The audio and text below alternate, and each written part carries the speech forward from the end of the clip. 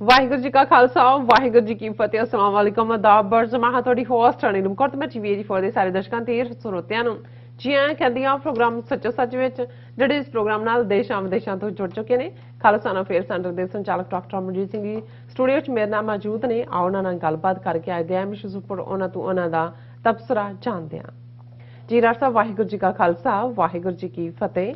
हाँ जी नीलम कौर जी तुहानू भी ते दुनिया भर च बैठे साडे बहुत ही प्यारे सोहने सियाणे टीवी 84 ਦੇ व्यूअर्स ਨੂੰ ਵੀ ਵਾਹਿਗੁਰੂ ਜੀ ਕਾ ਖਾਲਸਾ ਵਾਹਿਗੁਰੂ ਜੀ ਕੀ ਫਤਿਹ ਤੇ ਸਾਡੇ ਬਹੁਤ ਹੀ ਪਿਆਰੇ ਮੁਸਲਮਾਨ ਭੈਣਾਂ ਭਰਾਵਾਂ ਨੂੰ अस्सलाम वालेकुम। जी राज साहब जी आया नु प्रोग्राम सच्चो सच विच बहुत शुक्रिया। जी राज साहब आज 1 नवंबर 2021 18 तक नानक शाही समत 553 ਦਾ ਦਿਨ ਹੈ ਤੇ ਰਾਜ ਸਾਹਿਬ ਪ੍ਰੋਗਰਾਮ ਸ਼ੁਰੂ ਕਰਨ ਤੋਂ ਪਹਿਲਾਂ ਅਸੀਂ ਆਪਣੇ ਦਰਸ਼ਕਾਂ ਤੇ ਸਰੋਤਿਆਂ ਨੂੰ ਹਮੇਸ਼ਾ ਤਰ੍ਹਾਂ ਦੱਸੀ ਵਿਊਅਰਸ ਜੇ ਤੁਸੀਂ ਹੱਕ ਤੇ ਸੱਚ ਇਨਸਾਫ ਤੇ ਪੈਰਾ ਦਿੰਦਾ ਇੱਕੋ ਇੱਕ ਚੈਨਲ ਟੀਵੀ 84 ਨੂੰ ਦੇਖਣਾ ਚਾਹੁੰਦੇ ਹੋ ਤਾਂ ਤੁਸੀਂ ਦੇਖ ਸਕਦੇ ਹੋ ਸਪੈਕਟਰਮ ਕੇਬਲ ਆਰਸੀਐਨ ਕੇਬਲ ਬੈਲ ਫਾਈਵ ਕੇਬਲ ਕੈਨੇਡਾ ਰੋਕੂ ਜਾਦੂ ਬਾਕਸ ਸ਼ਾਵਾ फेसबुक टीवी 84 ਦੀ ਐਪ ਰਾਹੀਂ online streaming and IP box ਤੇ ਤੁਸੀਂ ਟੀਵੀ 84 ਨੂੰ ਦੇਖ ਸਕਦੇ ਹੋ। ਵਿਊਅਰਸ ਜੇ ਤੁਸੀਂ ਟੀਵੀ 84 ਨਾਲ ਜਾਂ ਪ੍ਰੋਗਰਾਮ ਸੱਚੋ ਸੱਚ ਨਾਲ ਫੇਸਬੁੱਕ ਰਾਹੀਂ ਜੁੜੇ ਹੋ ਤਾਂ ਇਸ ਨੂੰ ਵੱਧ ਤੋਂ ਵੱਧ ਲਾਈਕ ਕਰੋ ਤੇ ਸ਼ੇਅਰ ਕਰੋ ਅਤੇ ਨਾਲ ਹੀ YouTube ਤੇ ਸਬਸਕ੍ਰਾਈਬ ਕਰੋ। ਇਹ ਵੀ ਦੱਸ ਦਿਓ ਕਿ ਤੁਸੀਂ ਟੀਵੀ 84 ਦੀ ਐਪ ਨੂੰ ਐਂਡਰੋਇਡ ਐਂਡ ਐਪ ਸਟੋਰ ਤੇ ਡਾਊਨਲੋਡ ਕਰਕੇ ਜੋ ਟੀਵੀ 84 ਦੀ ਲਾਈਵ ਸਟ੍ਰੀਮ ਹੈ ਉਸ ਨੂੰ ਤੁਸੀਂ 24 ਆਵਰਸ ਦੇਖ ਸਕਦੇ ਹੋ। ਵਿਊਅਰਸ ਹੁਣ ਅਸੀਂ ਆਪਣੇ ਪ੍ਰੋਗਰਾਮ ਦੀ ਸ਼ੁਰੂਆਤ ਕਰਨ ਜਾ ਰਹੇ ਹਾਂ। ਪ੍ਰੋਗਰਾਮ ਦੇ ਸ਼ੁਰੂ ਦੇ ਵਿੱਚ ਜਿਸ ਤਰ੍ਹਾਂ ਕਿ ਅਸੀਂ ਅੱਜ ਇਸ ਵੀਕ ਦਾ ਔਰ ਇਸ ਮਹੀਨੇ ਦਾ ਪਹਿਲਾ ਪ੍ਰੋਗਰਾਮ ਕਰਨ ਜਾ ਰਹੇ ਹਾਂ ਔਰ ਆਸ ਕਰਦੇ ਹਾਂ ਕਿ ਜਿਹੜਾ ਤੁਹਾਡਾ ਵੀਕਐਂਡ ਹੈ ਉਹ ਬਹੁਤ ਹੀ ਵਧੀਆ ਗੁਜ਼ਰਿਆ ਹੋਵੇਗਾ। ਸੋ ਪ੍ਰੋਗਰਾਮ ਦੇ ਸ਼ੁਰੂ ਵਿੱਚ ਜਿਸ ਤਰ੍ਹਾਂ ਕਿ ਵੀਕਐਂਡ ਦੇ ਇਸ਼ੂ ਹੋਣਗੇ ਔਰ ਨਾਲ ਹੀ ਜਿਹੜੇ ਕਰੰਟ ਇਸ਼ੂ ਨੇ ਉਸ ਦੇ ਉੱਪਰ ਆਪਾਂ ਡਾਕਟਰ ਸਾਹਿਬ ਕੋਲੋਂ ਉਹਨਾਂ ਦੀ ਵਿਚਾਰ ਜਾਣਾਂਗੇ। ਸੋ ਉਸ ਤੋਂ ਪਹਿਲਾਂ ਅਸੀਂ ਤੁਹਾਨੂੰ ਦੱਸ ਦਈਏ ਕਿ ਪ੍ਰੋਗਰਾਮ ਸੱਚੋ ਸੱਚ ਨੂੰ ਸਪਾਂਸਰ ਕੀਤਾ ਗਿਆ ਹੈ ਸੈਟਲ ਤੋਂ ਸਰਦਾਰ ਗੁਰਜੀਤ ਸਿੰਘ ਜੀ ਹੋਰਾਂ ਵੱਲੋਂ। ਸੋ ਇਹਨਾਂ ਅੱਜ ਦੀ ਨੌਜਵਾਨ ਪੀੜ੍ਹੀ ਦੇ ਨਾਮ ਸੁਨੇਹਾ ਦਿੱਤਾ ਹੈ ਕਿ ਨੌਜਵਾਨ ਸਾਡੀਆਂ ਜਿਹੜੀਆਂ ਬਾਵਾਂ ਨੇ ਔਰ ਪੜ੍ਹ ਲਿਖ ਕੇ ਸਮੇਂ ਦੇ ਹਾਨ ਦੇ ਹੋ ਕੇ ਕੌਮੀ ਕਾਰਜਾਂ ਦੀ ਅਗਵਾਈ ਕਰਨ ਵਿੱਚ ਨਵੀਂ ਪੀੜ੍ਹੀ ਦਾ ਅਹਿਮ ਜਿਹੜਾ ਯੋਗਦਾਨ ਬਣਦਾ ਹੈ ਪਰ ਕੁਝ ਕਾਰਨਾਂ ਕਰਕੇ ਇਹ ਸੰਭਵ ਨਹੀਂ ਹੋ ਪਾ ਰਿਹਾ। ਇਸ ਵੱਲ ਧਿਆਨ ਦਿੱਤਾ ਜਾਵੇ ਅਤੇ ਨੌਜਵਾਨੀ ਨੂੰ ਇਸ ਪਾਸੇ ਤੋਰਨ ਲਈ ਯਤਨ ਕੀਤੇ ਜਾਣ। ਸੋ ਡਾਕਟਰ ਅਮਰਜੀਤ ਸਿੰਘ ਜੀ ਦਾ ਧੰਨਵਾਦ ਅਤੇ ਦਰਸ਼ਕਾਂ ਲਈ ਬੇਨਤੀ ਹੈ ਕਿ ਟੀਵੀ 84 ਨੂੰ ਮਜ਼ਬੂਤ ਕਰਨ ਲਈ ਆਪਣਾ ਦਸਵੰਧ ਕੱਢੋ। ਬਾਹਰ ਬੈਠੇ ਸਿੱਖਾਂ ਦੇ ਸਿਰੇ ਬੜੀ ਅਹਿਮ ਜ਼ਿੰਮੇਵਾਰੀ ਹੈ। ਸੋ ਅੱਜ ਦੀ ਸਪਾਂਸਰਸ਼ਿਪ ਲਈ ਅਸੀਂ ਸਰਦਾਰ ਗੁਰਜੀਤ ਸਿੰਘ ਜੀ ਹੋਰਾਂ ਦਾ ਤਹਿ ਦਿਲ ਤੋਂ ਸ਼ੁਕਰੀਆ ਅਦਾ ਕਰਦੇ ਹਾਂ ਔਰ ਤੁਹਾਨੂੰ ਵੀ ਅਪੀਲ ਤੇ ਬੇਨਤੀ ਕਰਦੇ ਹਾਂ ਕਿ ਤੁਸੀਂ ਵੀ ਵੱਧ ਤੋਂ ਵੱਧ ਪ੍ਰੋਗਰਾਮ ਸੱਚੋ ਸੱਚ ਨੂੰ ਸਪਾਂਸਰ ਕਰੋ। ਸਪਾਂਸਰਸ਼ਿਪ ਲਈ ਤੁਸੀਂ ਸਾਨੂੰ ਸਾਡੇ ਫੋਨ ਨੰਬਰ ਤੇ ਕਾਲ ਕਰ ਸਕਦੇ ਹੋ 5166619184। ਤੁਸੀਂ ਸੇਮ ਨੰਬਰ ਤੇ WhatsApp ਕਰ ਸਕਦੇ ਹੋ। ਤੁਸੀਂ ਸਾਨੂੰ ਈਮੇਲ ਵੀ ਕਰ ਸਕਦੇ ਹੋ info@tv84.tv ਤੇ। ਸੋ ਵੀਅਰਸ ਪ੍ਰੋਗਰਾਮ ਦੇ ਸ਼ੁਰੂ ਦੇ ਵਿੱਚ ਆਪਾਂ ਤੁਹਾਨੂੰ ਦੱਸੀਏ ਕਿ ਅੱਜ ਪਹਿਲੀ ਜਿਹੜੀ ਨਵੰਬਰ ਦਾ ਦਿਨ ਹੈ। ਸੋ 37 ਵਰੇ ਪਹਿਲਾਂ ਦਿੱਲੀ ਅਤੇ ਭਾਰਤ ਭਰ ਵਿੱਚ ਜਿਹੜੇ ਵਾਪਰਾਏ ਗਏ ਸਿੱਖ ਨਸਲਕੁਸ਼ੀ ਹਫ਼ਤੇ ਜਿਹੜਾ ਹੈ ਪਹਿਲਾ ਦਿਨ ਹੈ ਔਰ ਜੂਨ 84 ਦੇ ਸਿੱਖ ਘੱਲੂਘਾਰੇ ਦਾ ਸ਼ਿਕਾਰ ਪੰਜਾਬ ਦੇ ਸਿੱਖਾਂ ਨੂੰ ਬਣਾਇਆ ਗਿਆ ਸੀ ਜਦੋਂ ਕਿ ਨਵੰਬਰ 84 ਦੀ ਜਿਹੜੀ ਸਿੱਖ ਨਸਲਕੁਸ਼ੀ ਦਾ ਨਿਸ਼ਾਨਾ ਭਾਰਤ ਭਰ ਵਿੱਚ ਵਸਦੇ ਸਿੱਖ ਸਨ। ਸੋ ਨਵੰਬਰ 84 ਦੀ ਸਿੱਖ ਨਸਲਕੁਸ਼ੀ ਵਿੱਚ ਹਜ਼ਾਰਾਂ ਸਿੱਖਾਂ ਦਾ ਕਤਲੇਆਮ ਹੋਇਆ। ਸਿੱਖ ਬੀਬੀਆਂ ਨਾਲ ਜਬਰ ਜਨਾਹ ਹੋਇਆ। ਸੋ ਅਰਬਾਂ ਖਰਬਾਂ ਦੀ ਜਿਹੜੀ ਜਾਇਦਾਦ ਹੈ ਉਹ ਲੁੱਟੀ ਗਈ ਸਾੜੀ ਗਈ। ਸੋ ਇਹ ਸਾਰਾ ਜਿਹੜਾ ਵਰਤਾਰਾ ਸੀ ਉਹ ਰਾਜੀਵ ਗਾਂਧੀ ਦੇ ਸਿੱਧੇ ਹੁਕਮਾਂ ਥੱਲੇ ਵਰਤਾਇਆ ਗਿਆ। ਸੋ 37 ਵਰੇ ਬੀਤਣ ਬਾਅਦ ਵੀ ਜਿਹੜਾ ਇਨਸਾਫ ਨਾਮ ਦੀ ਜਿਹੜੀ ਕੋਈ ਵੀ ਚੀਜ਼ ਨੇੜੇ ਤੇੜੇ ਨਹੀਂ ਹੈ। ਸੋ ਅੱਜ ਦਾ ਜਿਹੜਾ ਸੱਚੋ ਸੱਚ ਪ੍ਰੋਗਰਾਮ ਹੈ ਜੋ ਨਵੰਬਰ 84 ਦੇ ਵਿੱਚ ਸ਼ਹੀਦ ਹੋਏ ਜੋ ਜਿਨ੍ਹਾਂ ਨਾਲ ਜਿਹੜੇ ਸਿੱਖਾਂ ਨਾਲ ਨਸਲਕੁਸ਼ੀ ਹੋਈ ਹੈ ਉਹਨਾਂ ਦੀ ਯਾਦ ਨੂੰ ਆਪਾਂ ਸਮਰਪਿਤ ਕਰਦੇ ਹਾਂ। ਇਸ ਬੇਸ ਦੇ ਉੱਪਰ ਆਪਾਂ ਗੱਲਬਾਤ ਕਰਾਂਗੇ ਔਰ ਨਾਲ ਹੀ ਡਾਕਟਰ ਸਾਹਿਬ ਕੋਲ ਉਹਨਾਂ ਦਾ ਵੀਕਐਂਡ ਜਾਣਦੇ ਹਾਂ ਔਰ ਸਟਾਰਟਿੰਗ ਕਰਦੇ ਹਾਂ ਵੀਕਐਂਡ ਤੋਂ। ਡਾਕਟਰ ਸਾਹਿਬ ਕੀ ਵਿਚਾਰਾਂ ਨੇ ਤੁਹਾਡੇ ਵੀਕਐਂਡ ਬਾਰੇ? ਦੇਖੋ ਸਭ ਤੋਂ ਪਹਿਲਾਂ ਤਾਂ ਅਸੀਂ ਵੀਰ ਗੁਰਜੀਤ ਸਿੰਘ ਸਿਐਟਲ ਦਾ ਸ਼ੁਕਰੀਆ ਅਦਾ ਕਰਦੇ ਹਾਂ ਕਿ ਉਹਨਾਂ ਨੇ ਅੱਜ ਦੇ ਪ੍ਰੋਗਰਾਮ ਨੂੰ ਸਪਾਂਸਰ ਕੀਤਾ ਹੈ ਜੀ ਔਰ ਉਹਨਾਂ ਨੇ ਬਿਲਕੁਲ ਠੀਕ ਕਿਹਾ ਕਿ ਅਲਟੀਮੇਟਲੀ ਨੌਜਵਾਨਾਂ ਤੱਕ ਸਾਡਾ ਸੁਨੇਹਾ ਜਾਣਾ ਇਹ ਸਭ ਤੋਂ ਅਹਿਮ ਗੱਲ ਹੈ। ਬਿਲਕੁਲ ਕਿਉਂਕਿ ਸਾਡੀ ਜਨਰੇਸ਼ਨ ਜਿਹੜੀ ਕਿ ਲਗਭਗ ਪਿਛਲੇ 37 ਸਾਲ ਤੋਂ ਇਸ ਪਾਸੇ ਤੁਰੀ ਉਸ ਨੇ ਆਪਣਾ ਰੋਲ ਅਦਾ ਕੀਤਾ ਹੈ। ਪਰ ਜਿਵੇਂ ਤੁਸੀਂ ਜੇ ਅੱਗੋਂ ਕਿਸੇ ਨੂੰ ਝੰਡਾ ਦੇਣਾ ਹੈ ਝੰਡਾ ਫੜਾਉਣਾ ਹੈ ਜਿਨ੍ਹਾਂ ਨੇ ਆਪਣੀ ਮੰਜ਼ਿਲ ਵੱਲ ਵਧਣਾ ਹੈ ਤੇ ਉਹ ਨੌਜਵਾਨ ਨਹੀਂ। ਟੀਵੀ 84 ਦੀ ਇਹ ਕੋਸ਼ਿਸ਼ ਰਹੀ ਹੈ ਕਿ ਅਸੀਂ ਵੱਧ ਤੋਂ ਵੱਧ ਆਪਣੇ ਬੱਚੇ ਬੱਚੀਆਂ ਨੂੰ ਵੀ ਔਰ ਬਾਹਰ ਵੀ ਇਹ ਮੈਸੇਜ ਸਾਡਾ ਜਾ ਸਕੇ ਔਰ ਇਹ ਪੋਸੀਬਲ ਵੀ ਤਾਂ ਹੀ ਹੈ ਕਿ ਜੇ ਵੀਰ ਗੁਰਜੀਤ ਸਿੰਘ ਵਰਗੇ ਜਿਹੜੇ ਵੀਰ ਨੇ ਸੁਹਿਰਦ ਨੇ ਮੀਡੀਆ ਦੀ ਅਹਿਮੀਅਤ ਨੂੰ ਸਮਝਦੇ ਨੇ ਉਹ ਸਾਡੇ ਸਮਰਥਨ ਚ ਖਲੋਣ, ਜਿਹੜੇ ਕਿ ਉਹ ਖਲੋ ਰਹੇ ਨੇ ਔਰ ਅਸੀਂ ਉਹਨਾਂ ਦਾ ਸ਼ੁਕਰੀਆ ਅਦਾ ਕਰਦੇ ਹਾਂ। ਵੀਕਐਂਡ ਵੀ ਬਹੁਤ ਅਹਿਮ ਸੀ ਔਰ ਜਿਵੇਂ ਤੁਸੀਂ ਕਿਹਾ ਕਿ ਅੱਜ 1 ਨਵੰਬਰ ਦਾ ਦਿਨ ਸਮੁੱਚੀ ਸਿੱਖ ਕੌਮ ਦੁਨੀਆ ਭਰ ਦੇ ਵਿੱਚ ਜਿੱਥੇ ਜਿੱਥੇ ਵੀ ਕੋਈ ਗੁਰੂ ਨਾਨਕ ਨਾਮ ਲੇਵਾ ਵਸਦਾ ਹੈ ਜਾਂ ਕੋਈ ਵੀ ਇਨਸਾਨੀਅਤ ਪਸੰਦ ਇਨਸਾਨ ਜਿਸ ਨੂੰ ਤਾਰੀਖ ਇਤਿਹਾਸ ਦੇ ਉੱਤੇ ਥੋੜਾ ਬਹੁਤ ਆਬੂਰ ਹੈ ਜਾਂ ਉਸ ਦੀ ਦਿਲਚਸਪੀ ਹੈ ਉਹ ਜਿਹੜਾ ਖੂਨ ਦੇ ਅਥਰੂ ਰੋਂਦਾ ਹੈ ਇਹ ਸਾਰੇ ਹਫਤੇ ਦੇ ਅੰਦਰ। ਬਿਲਕੁਲ, ਕਿਉਂਕਿ ਜੋ ਕੁਝ ਦਿੱਲੀ, ਕਾਨਪੁਰ, ਬੋਕਾਰੋ ਭਾਰਤ ਦੇ ਆਲਮੋਸਟ ਕਾਂਗਰਸ ਰੂਲਡ ਸਾਰੇ ਹੀ ਸੂਬਿਆਂ ਦੇ ਵਿੱਚ ਔਰ ਕੱਲਾ ਇੱਕ ਵੱਡੇ ਸ਼ਹਿਰਾਂ 'ਚ ਨਹੀਂ, ਗਲੀਆਂ ਕੂਚਿਆਂ 'ਚ ਔਰ ਟ੍ਰੇਨਾਂ ਬੱਸਾਂ 'ਚੋਂ ਲਾ ਕੇ ਜਿਵੇਂ ਸਿੱਖਾਂ ਨੂੰ ਜਿਉਂਦੇ ਸਾੜਿਆ ਗਿਆ, ਸਿੱਖ ਬੀਬੀਆਂ ਦੇ ਨਾਲ ਜਬਰ ਜਨਾਹ ਹੋਇਆ ਔਰ ਛੋਟੇ ਛੋਟੇ ਬੱਚੇ ਵੀ ਗੈਸਾਂ ਦੇ ਉੱਤੇ ਰੱਖ ਕੇ ਰੋਸਟ ਕਰ ਦਿੱਤੇ ਗਏ। ਇਹ ਇੰਨੀ ਵੱਡੀ ਜਿਹੜੀ ਹੈ ਦੁਖਦ ਕਹਾਣੀ ਹੈ ਕਿ ਉਸ ਦੇ ਲਈ ਤਾਂ ਜੇ ਅਸੀਂ 37 ਵਰ੍ਹੇ ਕਹੀਏ ਔਰ ਇਸ ਲਈ ਟਾਈਟਲ ਵੀ ਪੇਨਫੁਲ ਵੀਪਿੰਗ ਵੂੰਡਸ। ਇੱਕ ਉਹ ਜ਼ਖਮ ਹੁੰਦੇ ਨੇ ਜਿਹੜੇ ਜ਼ਖਮ ਮਿਲਦੇ ਨੇ ਪਰ ਵਕਤ ਪਾ ਕੇ ਉਹਨਾਂ ਦੇ ਉੱਤੇ ਜਿਹੜਾ ਅੰਗੂਰ ਆ ਜਾਂਦਾ ਹੈ ਉਹ ਹੀਲ ਹੋ ਜਾਂਦੇ ਨੇ। ਔਰ ਇਹ ਜਦੋਂ ਕਿ ਹਕੂਮਤਾਂ ਸਰਕਾਰਾਂ ਇਸ ਕਿਸਮ ਦੀ ਨੀਤੀ ਬਣਾ ਕੇ ਸਟੇਟ ਸਪਾਂਸਰਡ ਜੈਨੋਸਾਈਡ ਸੀ, ਇਹ ਨਸਲਕੁਸ਼ੀ ਸੀ ਔਰ ਇਹਨਾਂ 37 ਵਰ੍ਹਿਆਂ ਦੇ ਵਿੱਚ 1 ਦਰਜਨ ਤੋਂ ਜ਼ਿਆਦਾ ਹਕੂਮਤਾਂ ਰਾਜੀਵ ਗਾਂਧੀ ਤੋਂ ਲੈ ਕੇ ਨਰਿੰਦਰ ਮੋਦੀ ਤੱਕ, ਜਿਹਦੇ ਚ ਕਿ 10 ਸਾਲ ਇੱਕ ਪਗੜੀਧਾਰੀ ਪ੍ਰਾਈਮ ਮਿਨਿਸਟਰ ਮਨਮੋਹਨ ਸਿੰਘ ਵੀ ਰਿਹਾ। ਨਵੰਬਰ 84 ਦੀ ਸਿੱਖ ਨਸਲਕੁਸ਼ੀ ਨੂੰ ਲੈ ਕੇ ਮਿਸ਼ਰਾ ਕਮਿਸ਼ਨ ਤੋਂ ਲੈ ਕੇ ਨਾਨਾਵਤੀ ਕਮਿਸ਼ਨ ਤੱਕ 1 ਦਰਜਨ ਦੇ ਕਰੀਬ 2 ਤਾਂ ਵੱਡੇ ਕਮਿਸ਼ਨ ਬਣੇ, ਮਿਸ਼ਰਾ ਕਮਿਸ਼ਨ ਔਰ ਨਾਨਾਵਤੀ ਕਮਿਸ਼ਨ, ਔਰ ਦਰਜਨਾਂ ਹੋਰ ਕਮੇਟੀਆਂ ਵੀ ਬਣੀਆਂ, ਇੱਕ ਤੋਂ ਬਾਅਦ ਇੱਕ ਅਦਾਲਤ, ਛੋਟੀ ਅਦਾਲਤ, ਵੱਡੀ ਅਦਾਲਤ, session court, high court, supreme court. ਪਰ ਜੇ ਸਾਫ਼ ਲਫ਼ਜ਼ਾਂ ਦੇ ਵਿੱਚ ਕਹਿਣਾ ਹੋਏ ਤਾਂ ਇਹ ਹੈ ਕਿ ਇਹਨਾਂ 37 ਵਰ੍ਹਿਆਂ 'ਚ ਜਿਹੜੇ ਵਿਕਟਮ ਸਨ, ਜਿਹੜੇ ਤਾਂ ਸਿੱਧੇ ਸਾੜੇ ਗਏ, ਮਾਰੇ ਗਏ, ਰੋਸਟ ਕੀਤੇ ਗਏ, ਭੀੜਾਂ ਨੇ ਲਿੰਚ ਕੀਤੇ, ਉਹਨਾਂ ਦੇ ਪਰਿਵਾਰ ਵਾਲੇ, ਉਹਨਾਂ ਦੀਆਂ ਪਤਨੀਆਂ, ਉਹਨਾਂ ਦੇ ਭਰਾ, ਉਹਨਾਂ ਦੇ ਮਾਂ-ਬਾਪ, ਉਹ ਵੀ ਇਨਸਾਫ ਕੂਕਦੇ ਇਹਨਾਂ 37 ਵਰ੍ਹਿਆਂ 'ਚ ਇਸ ਜਹਾਨ ਤੋਂ ਚਲੇ ਗਏ। ਜਿਹੜੇ ਕੋਈ ਆਈ ਵਿਟਨੈਸਿਸ ਸਨ ਜਿਨ੍ਹਾਂ ਨੇ ਕੇਸਾਂ ਦੇ ਮਾਮਲੇ ਦੇ ਵਿੱਚ ਜਾ ਕੇ ਉਹਨਾਂ ਨੇ ਗਵਾਹੀਆਂ ਵੀ ਦਿੱਤੀਆਂ, ਉਹਨਾਂ 'ਚੋਂ ਵੀ ਇੱਕ ਪੂਰੀ ਜਿਹੜੇ ਹੈ ਜਨਰੇਸ਼ਨ ਤੁਰੀ ਗਈ ਹੈ ਆਲਮੋਸਟ 37 ਵਰ੍ਹਿਆਂ 'ਚ। ਔਰ ਇਸ ਸਭ ਨੂੰ ਵਰਤਾਉਣ ਵਾਲੇ ਜਿੱਥੇ ਰਾਜੀਵ ਗਾਂਧੀ, ਜਿਹੜਾ ਕਿ ਇੰਦਰਾ ਗਾਂਧੀ ਦੀ dead body all India institute 'ਚ ਪਈ ਹੈ, 31 ਅਕਤੂਬਰ ਸਵੇਰ ਵੇਲੇ ਉਹ ਪਾਪਣ ਆਪਣੇ ਕੀਤੇ ਦੀ ਸਜ਼ਾ ਭੋਗਦੀ ਹੈ ਔਰ 31 ਅਕਤੂਬਰ ਸ਼ਾਮ ਤੱਕ ਜਦੋਂ ਕਿ ਇਹ ਖਬਰ ਵੀ ਬਾਹਰ ਆ ਜਾਂਦੀ ਹੈ, ਕੋਈ ਵੀ ਇਸ ਕਿਸਮ ਦਾ ਸਪੌਂਟੇਨੀਅਸ ਦੇਖਣ 'ਚ ਨਹੀਂ ਆਉਂਦਾ ਕਿ ਜਿਹਦੇ 'ਚ ਇਹ ਹੋਏ ਕਿ ਜੀ ਲੋਕਾਂ ਨੇ ਆਪ ਮੁਹਾਰੇ ਕੋਈ ਰਿਵੈਂਜ ਦੇ ਥੱਲੇ ਜਿਹੜੇ ਹਮਲੇ ਕਰਨੇ ਸ਼ੁਰੂ ਕੀਤੇ। ਔਰ ਅਸੀਂ ਇਹ ਦੇਖਦੇ ਹਾਂ ਕਿ ਰਾਜੀਵ ਗਾਂਧੀ ਆਪਣੇ ਕਿਚਨ ਕੈਬਨਿਟ ਜਿਹੜੀ ਉਸ ਦੀ ਉਹ ਬਣਾਉਂਦਾ ਹੈ, ਕਿਉਂਕਿ ਜਿਹੜਾ ਜ਼ੈਲ ਸਿੰਘ ਜਿਹੜਾ ਉਹਨੇ ਜਿੱਥੇ ਇੱਕ ਗੁਨਾਹ ਉਹਨੇ ਜੂਨ 84 ਚ ਪ੍ਰੈਜ਼ੀਡੈਂਟ ਹੁੰਦਿਆਂ ਉਸ ਦੀ ਛਤਰ ਛਾਇਆ ਥੱਲੇ ਉਹਦੀ ਫੌਜ, ਕਿਉਂਕਿ ਪ੍ਰੈਜ਼ੀਡੈਂਟ ਕਮਾਂਡਰ ਇਨ ਚੀਫ ਹੁੰਦਾ, ਉਹਨਾਂ ਨੇ ਦਰਬਾਰ ਸਾਹਿਬ ਤੇ ਹਮਲਾ ਕੀਤਾ, ਉਹ ਗੁਨਾਹ।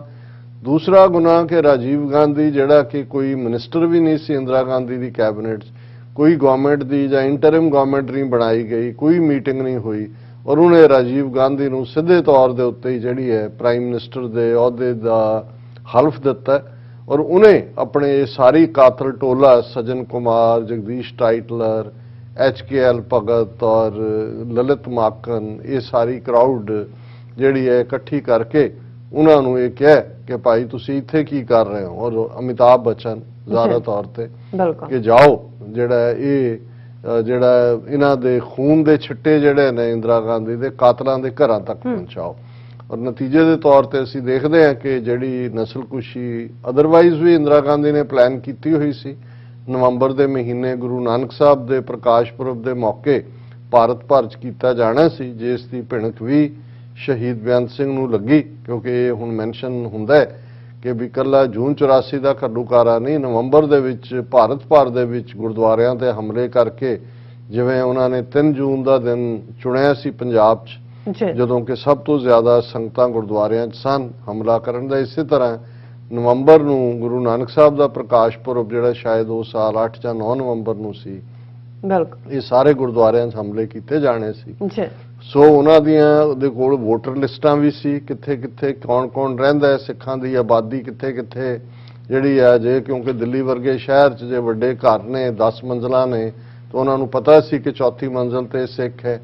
ਫਿਰ ਇੱਕੋ ਸਾਈਜ਼ ਦੇ ਸਰੀਏ, ਇੱਕੋ ਤਰ੍ਹਾਂ ਦਾ ਵਾਈਟ ਪਾਊਡਰ ਜਿਹੜਾ ਕਿ ਇੱਕਦਮ ਜਿੱਥੇ ਸੁੱਟਿਆ ਜਾਂਦਾ ਸੀ ਉਹ ਅੱਗ ਬੁਝਾ ਦਿੰਦਾ ਸੀ, ਔਰ ਕਿਵੇਂ ਗੁੰਡਿਆਂ ਨੂੰ ਫੈਰੀ ਕਰਨਾ ਹੈ, ਕਿਵੇਂ ਨਾਲ ਲੱਗਦੀਆਂ ਆਬਾਦੀਆਂ ਚੋਂ ਕ੍ਰਿਮੀਨਲ ਐਲੀਮੈਂਟ ਜੇਲ੍ਹਾਂ ਚੋਂ ਪ੍ਰਿਜ਼ਨਰ ਕੱਢ ਕੇ ਵੀ, ਔਰ ਹਰਿਆਣੇ ਚੋਂ ਖਾਸ ਤੌਰ ਤੇ ਭਜਨ ਲਾਲ ਦੀ ਅਗਵਾਈ ਥੱਲੇ ਕਿਵੇਂ ਜਿਹੜਾ ਉਹ ਨਸਲਕੁਸ਼ੀ ਕੀਤੀ ਗਈ, ਇਹ ਤਾਂ ਇੱਕ ਬਹੁਤ ਦੁਖਦ ਕਹਾਣੀ ਹੈ। ਦਿੱਲੀ ਦੇ ਵਿੱਚ ਇੱਕ ਅੰਦਾਜ਼ੇ ਮੁਤਾਬਕ 8 ਤੋਂ 10 ਹਜ਼ਾਰ ਸਿੱਖ ਜਿਹੜੇ ਨੇ ਉਹ ਜਿਉਂਦੇ ਸਾੜੇ ਗਏ, ਗੈਂਗ ਰੇਪ ਹੋਏ ਬੀਬੀਆਂ ਦੇ ਨਾਲ, ਔਰ ਬੇਸ਼ੱਕ ਸਰਕਾਰੀ ਕਾਗਜ਼ ਪੱਤਰ 3-4 ਹਜ਼ਾਰ ਹੀ ਜਿਹੜੀਆਂ ਨੇ ਉਹ ਡੈਥਸ ਦਿੱਲੀ 'ਚ ਕਹਿੰਦਾ, ਪਰ ਇਹ 8 ਤੋਂ 10 ਹਜ਼ਾਰ ਹੈ। ਜੇ ਅਸੀਂ ਫਿਰ ਕਾਨਪੁਰ, ਬੋਕਾਰੋ ਔਰ ਭਾਰਤ ਦੀਆਂ ਲਗਭਗ ਸਾਰੀਆਂ ਹੀ ਸਟੇਟਾਂ ਦੇ ਵਿੱਚ ਕਿਤੇ ਥੋੜਾ ਕਿਤੇ ਬਹੁਤਾ ਉਹਦੇ ਵਿੱਚ ਵਾਇਲੈਂਸ ਹੁੰਦੀ ਹੈ ਸਿੱਖਾਂ ਦੇ ਖਿਲਾਫ, ਉਸ 'ਚ ਮਦਰਾਸ ਵੀ ਸ਼ਾਮਲ ਹੈ, ਵੈਸਟ ਬੰਗਾਲ ਵੀ ਸ਼ਾਮਲ ਹੈ, ਜੰਮੂ ਕਸ਼ਮੀਰ ਵੀ ਸ਼ਾਮਲ ਹੈ, ਔਰ ਇਹ ਸਾਰਾ ਵਰਤਾਰਾ ਲਗਭਗ ਪਹਿਲੀ 31 ਅਕਤੂਬਰ ਰਾਤ ਤੋਂ ਜਦੋਂ ਇਹ ਰਾਜੀਵ ਗਾਂਧੀ ਦਾ ਹੁਕਮ ਹੁੰਦਾ ਤੇ ਅਸੀਂ 1 ਨਵੰਬਰ ਤੋਂ ਦੇਖਦੇ ਹਾਂ ਕਿ ਇਹ ਫਿਰ ਲਗਾਤਾਰ 3-4 ਦਿਨ ਪੂਰੇ ਜ਼ੋਰ ਦੇ ਨਾਲ ਨਾ ਫੌਜ ਨੂੰ ਸੱਦਿਆ ਜਾਂਦਾ ਹੈ, ਕਿਸੇ ਨੂੰ ਇੰਟਰਵੀਨ ਨਹੀਂ ਕਰਨ ਦਿੱਤਾ ਜਾਂਦਾ, ਔਰ ਇਹ ਲਗਭਗ ਨਵੰਬਰ 6-7 ਤੱਕ ਰਿਮੋਟ ਏਰੀਆਜ਼ ਦੇ ਵਿੱਚ ਹੁਣ ਤਾਂ ਸਾਹਮਣੇ ਆਇਆ ਕਿ ਕਿਵੇਂ ਹੋਂਦ ਚੱਲੜ ਵਰਗੇ ਪਿੰਡਾਂ 'ਚ ਹਰਿਆਣੇ ਦੇ ਵਿੱਚ ਕਿਵੇਂ ਸਾਰੇ ਦੇ ਸਾਰੇ ਪਿੰਡ ਸਾਫ਼ ਕਰ ਦਿੱਤੇ ਗਏ, ਔਰ ਇਵੇਂ ਹੀ ਈਵਨ ਬਿਹਾਰ ਦੇ ਵਿੱਚ ਬੋਕਾਰੋ ਜਿੱਥੇ ਕਿ ਵੱਡੀ ਗਿਣਤੀ ਸਿੱਖ ਇੰਜੀਨੀਅਰ ਔਰ ਦੂਸਰੇ ਜਿਹੜੇ ਨੇ ਟੈਕਨੀਕਲ ਲੋਕ ਕੰਮ ਕਰਦੇ ਸੀ, ਉਹਨਾਂ ਦੇ ਤਾਂ ਸਬੂਤ ਇਹਨਾਂ ਨੂੰ ਜਿਉਂਦਿਆਂ ਨੂੰ ਹੀ ਚੁੱਕ ਕੇ ਜਿਹੜਾ ਉਹ ਭੱਠੀਆਂ ਦੇ ਵਿੱਚ ਸੁੱਟ ਦਿੱਤਾ ਗਿਆ, ਫਰਨਸਿਸ। ਔਰ ਇਸ ਸਾਰੇ ਦੇ ਵਿੱਚ ਈਵਨ ਸਿੱਖ ਫੌਜੀ, ਅਸੀਂ ਬਹੁਤ ਵਾਰ ਜੂਨ 84 ਦੇ ਧਰਮੀ ਫੌਜੀਆਂ ਦੀ ਗੱਲ ਕਰਦੇ ਹਾਂ ਜਿਹੜੇ ਰਾਹ ਦੇ ਵਿੱਚ ਮਾਰੇ ਗਏ, ਸ਼ਹੀਦ ਹੋਏ, ਲੇਕਿਨ ਇਸ ਗੱਲ ਦਾ ਧਿਆਨ ਰਹੇ ਕਿ ਸੈਂਕੜਿਆਂ ਦੀ ਗਿਣਤੀ 'ਚ ਸਿੱਖ ਮਿਲਟਰੀ ਆਫੀਸਰ ਵੀ ਔਰ ਜਵਾਨ ਵੀ ਜਿਹੜੇ ਕਿ ਛੁੱਟੀ ਤੇ ਆ ਰਹੇ ਸੀ, ਟ੍ਰੇਨਾਂ 'ਚੋਂ ਕੱਢ ਕੇ ਉਹਨਾਂ ਨੂੰ ਜਿਉਂਦੇ ਸਾੜਿਆ ਗਿਆ। ਕੱਲੇ ਦਿੱਲੀ ਦੇ ਨਾਲ ਲੱਗਦੇ ਇੱਕ ਸਟੇਸ਼ਨ ਦੇ ਉੱਤੇ, ਸਬਜ਼ੀ ਮੰਡੀ ਸਟੇਸ਼ਨ ਜਿਹੜਾ ਹੈ ਆਊਟਸਾਈਡ, ਉਹਦੇ 'ਚ ਹੀ 32 ਦੇ ਕਰੀਬ ਆਰਮੀ ਦੇ ਸਿੱਖ ਜਿਨ੍ਹਾਂ ਦੇ ਵਿੱਚ ਕਰਨਲ ਵੀ, ਮੇਜਰ ਵੀ, ਕਪਤਾਨ ਵੀ ਸ਼ਾਮਲ ਨੇ, ਉਹਨਾਂ ਨੂੰ ਜਿਉਂਦਿਆਂ ਸਾੜਿਆ ਗਿਆ ਕਿਸੇ ਦੇ। ਔਰ ਕੱਲੇ ਜਲੰਧਰ ਕੈਂਟ ਵਾਲੇ 'ਚ ਮੈਨੂੰ ਯਾਦ ਹੈ ਕਿ 100 ਤੋਂ ਜ਼ਿਆਦਾ ਡੈੱਡ ਬਾਡੀਜ਼ ਲੇਟਰ ਔਨ ਕੱਲੇ ਉਸ ਛਾਉਣੀ 'ਚ ਹੀ ਆਈਆਂ ਜਿਹੜੇ ਕਿ ਉਹਨਾਂ ਲਾਗਲੇ ਪਿੰਡਾਂ ਦੇ ਹੀ ਰਹਿਣ ਵਾਲੇ ਸਿੱਖ ਸਨ। ਹੁਣ ਇਸ ਲੈਵਲ ਦੀ ਨਸਲਕੁਸ਼ੀ ਤੋਂ ਬਾਅਦ ਜਿਹੜਾ ਹੁਣ ਤਾਂ ਉਸ ਦੇ ਸਬੂਤ ਨੇ ਕਿ ਕਿਸ ਹੱਦ ਤੱਕ ਇਹ ਸਾਰੀ ਪਲੈਨਿੰਗ ਹੋਈ, ਔਰ ਰਾਜੀਵ ਗਾਂਧੀ ਨੇ ਆਪਣੀ ਪਹਿਲੀ ਪਬਲਿਕ ਗੈਦਰਿੰਗ ਦੇ ਵਿੱਚ ਰਾਮਲੀਲਾ ਗਰਾਊਂਡ 'ਚ ਪ੍ਰਧਾਨ ਮੰਤਰੀ ਦੀ ਸਹੁੰ ਚੁੱਕਣ ਤੋਂ ਬਾਅਦ ਆਪਣੀ ਮਾਂ ਨੂੰ ਫੂਕਣ ਤੋਂ ਬਾਅਦ, ਔਰ ਇਸ ਗੱਲ ਦਾ ਧਿਆਨ ਰਹੇ ਕਿ ਜਦੋਂ ਦਿੱਲੀ 'ਚ ਔਰ ਭਾਰਤ ਭਰ 'ਚ ਇਵੇਂ ਸਿੱਖਾਂ ਨੂੰ ਜਿਉਂਦੇ ਸਾੜਿਆ ਜਾ ਰਿਹਾ ਸੀ, ਔਰ ਉਸ ਵੇਲੇ 100 ਤੋਂ ਜ਼ਿਆਦਾ ਮੁਲਕਾਂ ਦੇ ਪ੍ਰੈਜ਼ੀਡੈਂਟ, ਪ੍ਰਾਈਮ ਮਿਨਿਸਟਰ ਔਰ ਉਹਨਾਂ ਦੇ ਹਾਇਰ ਡੈਲੀਗੇਸ਼ਨ ਉਹ ਦਿੱਲੀ ਦੇ ਵਿੱਚ ਉਤਰ ਰਹੇ ਸੀ ਕਿਉਂਕਿ ਇੰਦਰਾ ਗਾਂਧੀ ਨੂੰ ਫੂਕਣਾ ਸੀ ਉਸ ਦੀਆਂ ਫਾਈਨਲ ਜਿਹੜੀਆਂ ਕ੍ਰਿਮੇਸ਼ਨ ਰਸਮਾਂ 'ਚ ਸ਼ਮੂਲੀਅਤ ਦੇ ਲਈ। ਲੇਕਿਨ ਬੇਪਰਵਾਹ ਹੋ ਕੇ ਇਸ ਕਿਸਮ ਦਾ ਜਿਹੜਾ ਜ਼ੁਲਮ ਹੈ ਉਹ ਦਿੱਲੀ ਦੇ ਵਿੱਚ ਬਹੁਤ ਵਾਰ ਨਾਦਰ ਸ਼ਾਹ ਜਿਹਨੇ 1739 ਦੇ ਵਿੱਚ ਦਿੱਲੀ ਫਤਹ ਕੀਤੀ ਸੀ, ਉਸ ਦੇ ਜ਼ੁਲਮਾਂ ਦੀ ਕਹਾਣੀ ਜਾਂ ਨਾਦਰਸ਼ਾਹੀ ਲੁੱਟ, ਨਾਦਰਸ਼ਾਹੀ ਕਤਲੇਆਮ ਦਾ ਜ਼ਿਕਰ ਹੁੰਦਾ ਹੈ, ਪਰ ਉਹ ਬਾਹਰੋਂ ਆਇਆ ਹਮਲਾਵਰ ਸੀ, ਲੁਟੇਰਾ ਸੀ, ਲੁੱਟ ਕੇ ਚਲਾ ਗਿਆ ਜੋ ਉਹਨੇ ਕੀਤਾ। ਪਰ ਇੱਕ ਜਮਹੂਰੀ ਮੁਲਕ 'ਚ ਜਮਹੂਰੀਅਤ ਦੇ ਨਾਂ ਥੱਲੇ ਜਿੱਥੇ ਇੱਕ ਪਾਸੇ ਜਿਸ ਪ੍ਰਾਈਮ ਮਿਨਿਸਟਰ ਨੇ ਉਸ ਜਮਹੂਰੀਅਤ ਦੇ ਨਾਂ ਥੱਲੇ ਟੈਂਕਾਂ ਤੋਪਾਂ ਨਾਲ ਸਿੱਖਾਂ ਦੇ ਸਭ ਤੋਂ ਪਵਿੱਤਰ ਗੁਰਧਾਮ ਦਰਬਾਰ ਸਾਹਿਬ ਨੂੰ ਟੈਂਕਾਂ ਤੋਪਾਂ ਦੇ ਹਮਲੇ ਦਾ ਸ਼ਿਕਾਰ ਬਣਾਇਆ ਸੀ, ਉਹਦੇ ਮੁੰਡੇ ਰਾਜੀਵ ਗਾਂਧੀ ਨੇ ਫਿਰ ਉਸੇ ਹੀ ਦਿੱਲੀ ਸ਼ਹਿਰ ਦੇ ਵਿੱਚ ਹਜ਼ਾਰਾਂ ਸਿੱਖਾਂ ਦਾ ਖੂਨ ਡੋਲ ਕੇ ਉਸ ਦੇ ਨਾਲ ਉਸ ਦਾ ਰਾਜ ਤਿਲਕ ਹੋਇਆ। ਉਹ ਤਖਤ ਦੇ ਉੱਤੇ ਬੈਠਾ ਔਰ ਪਹਿਲੇ ਆਪਣੇ ਪਬਲਿਕ ਐਡਰੈਸ ਦੇ ਵਿੱਚ ਉਹਨੇ ਕਿਹਾ ਕਿ ਜਬ ਕੋਈ ਬੜਾ ਵ੍ਰਿਕਸ਼ ਗਿਰਤਾ ਹੈ ਤਾਂ ਧਰਤੀ ਕਾਂਪਤੀ ਹੈ। ਹੁਣ ਜ਼ਾਹਿਰ ਹੈ ਕਿ ਜੇ ਤੁਸੀਂ ਇੱਕ ਸਧਾਰਨ ਅੱਖ ਦੇ ਨਾਲ ਦੇਖੋ, ਮਹਾਤਮਾ ਗਾਂਧੀ ਨੂੰ ਮਾਰਨ ਵਾਲਾ ਨੱਥੂ ਰਾਮ ਗੋਡਸੇ ਇੱਕ ਮਰਾਠਾ ਬ੍ਰਾਹਮਣ ਸੀ। ਗਾਂਧੀ ਤੋਂ ਵੱਡੀ ਤਾਂ ਇੰਦਰਾ ਗਾਂਧੀ ਨਹੀਂ ਸੀ ਜੇ ਉਹਨਾਂ ਦੇ ਤੁਸੀਂ ਰੁਤਬੇ ਜਾਂ ਐਬਿਲਿਟੀ ਜਾਂ ਪਪੂਲੈਰਿਟੀ 'ਚ ਦੇਖੋ।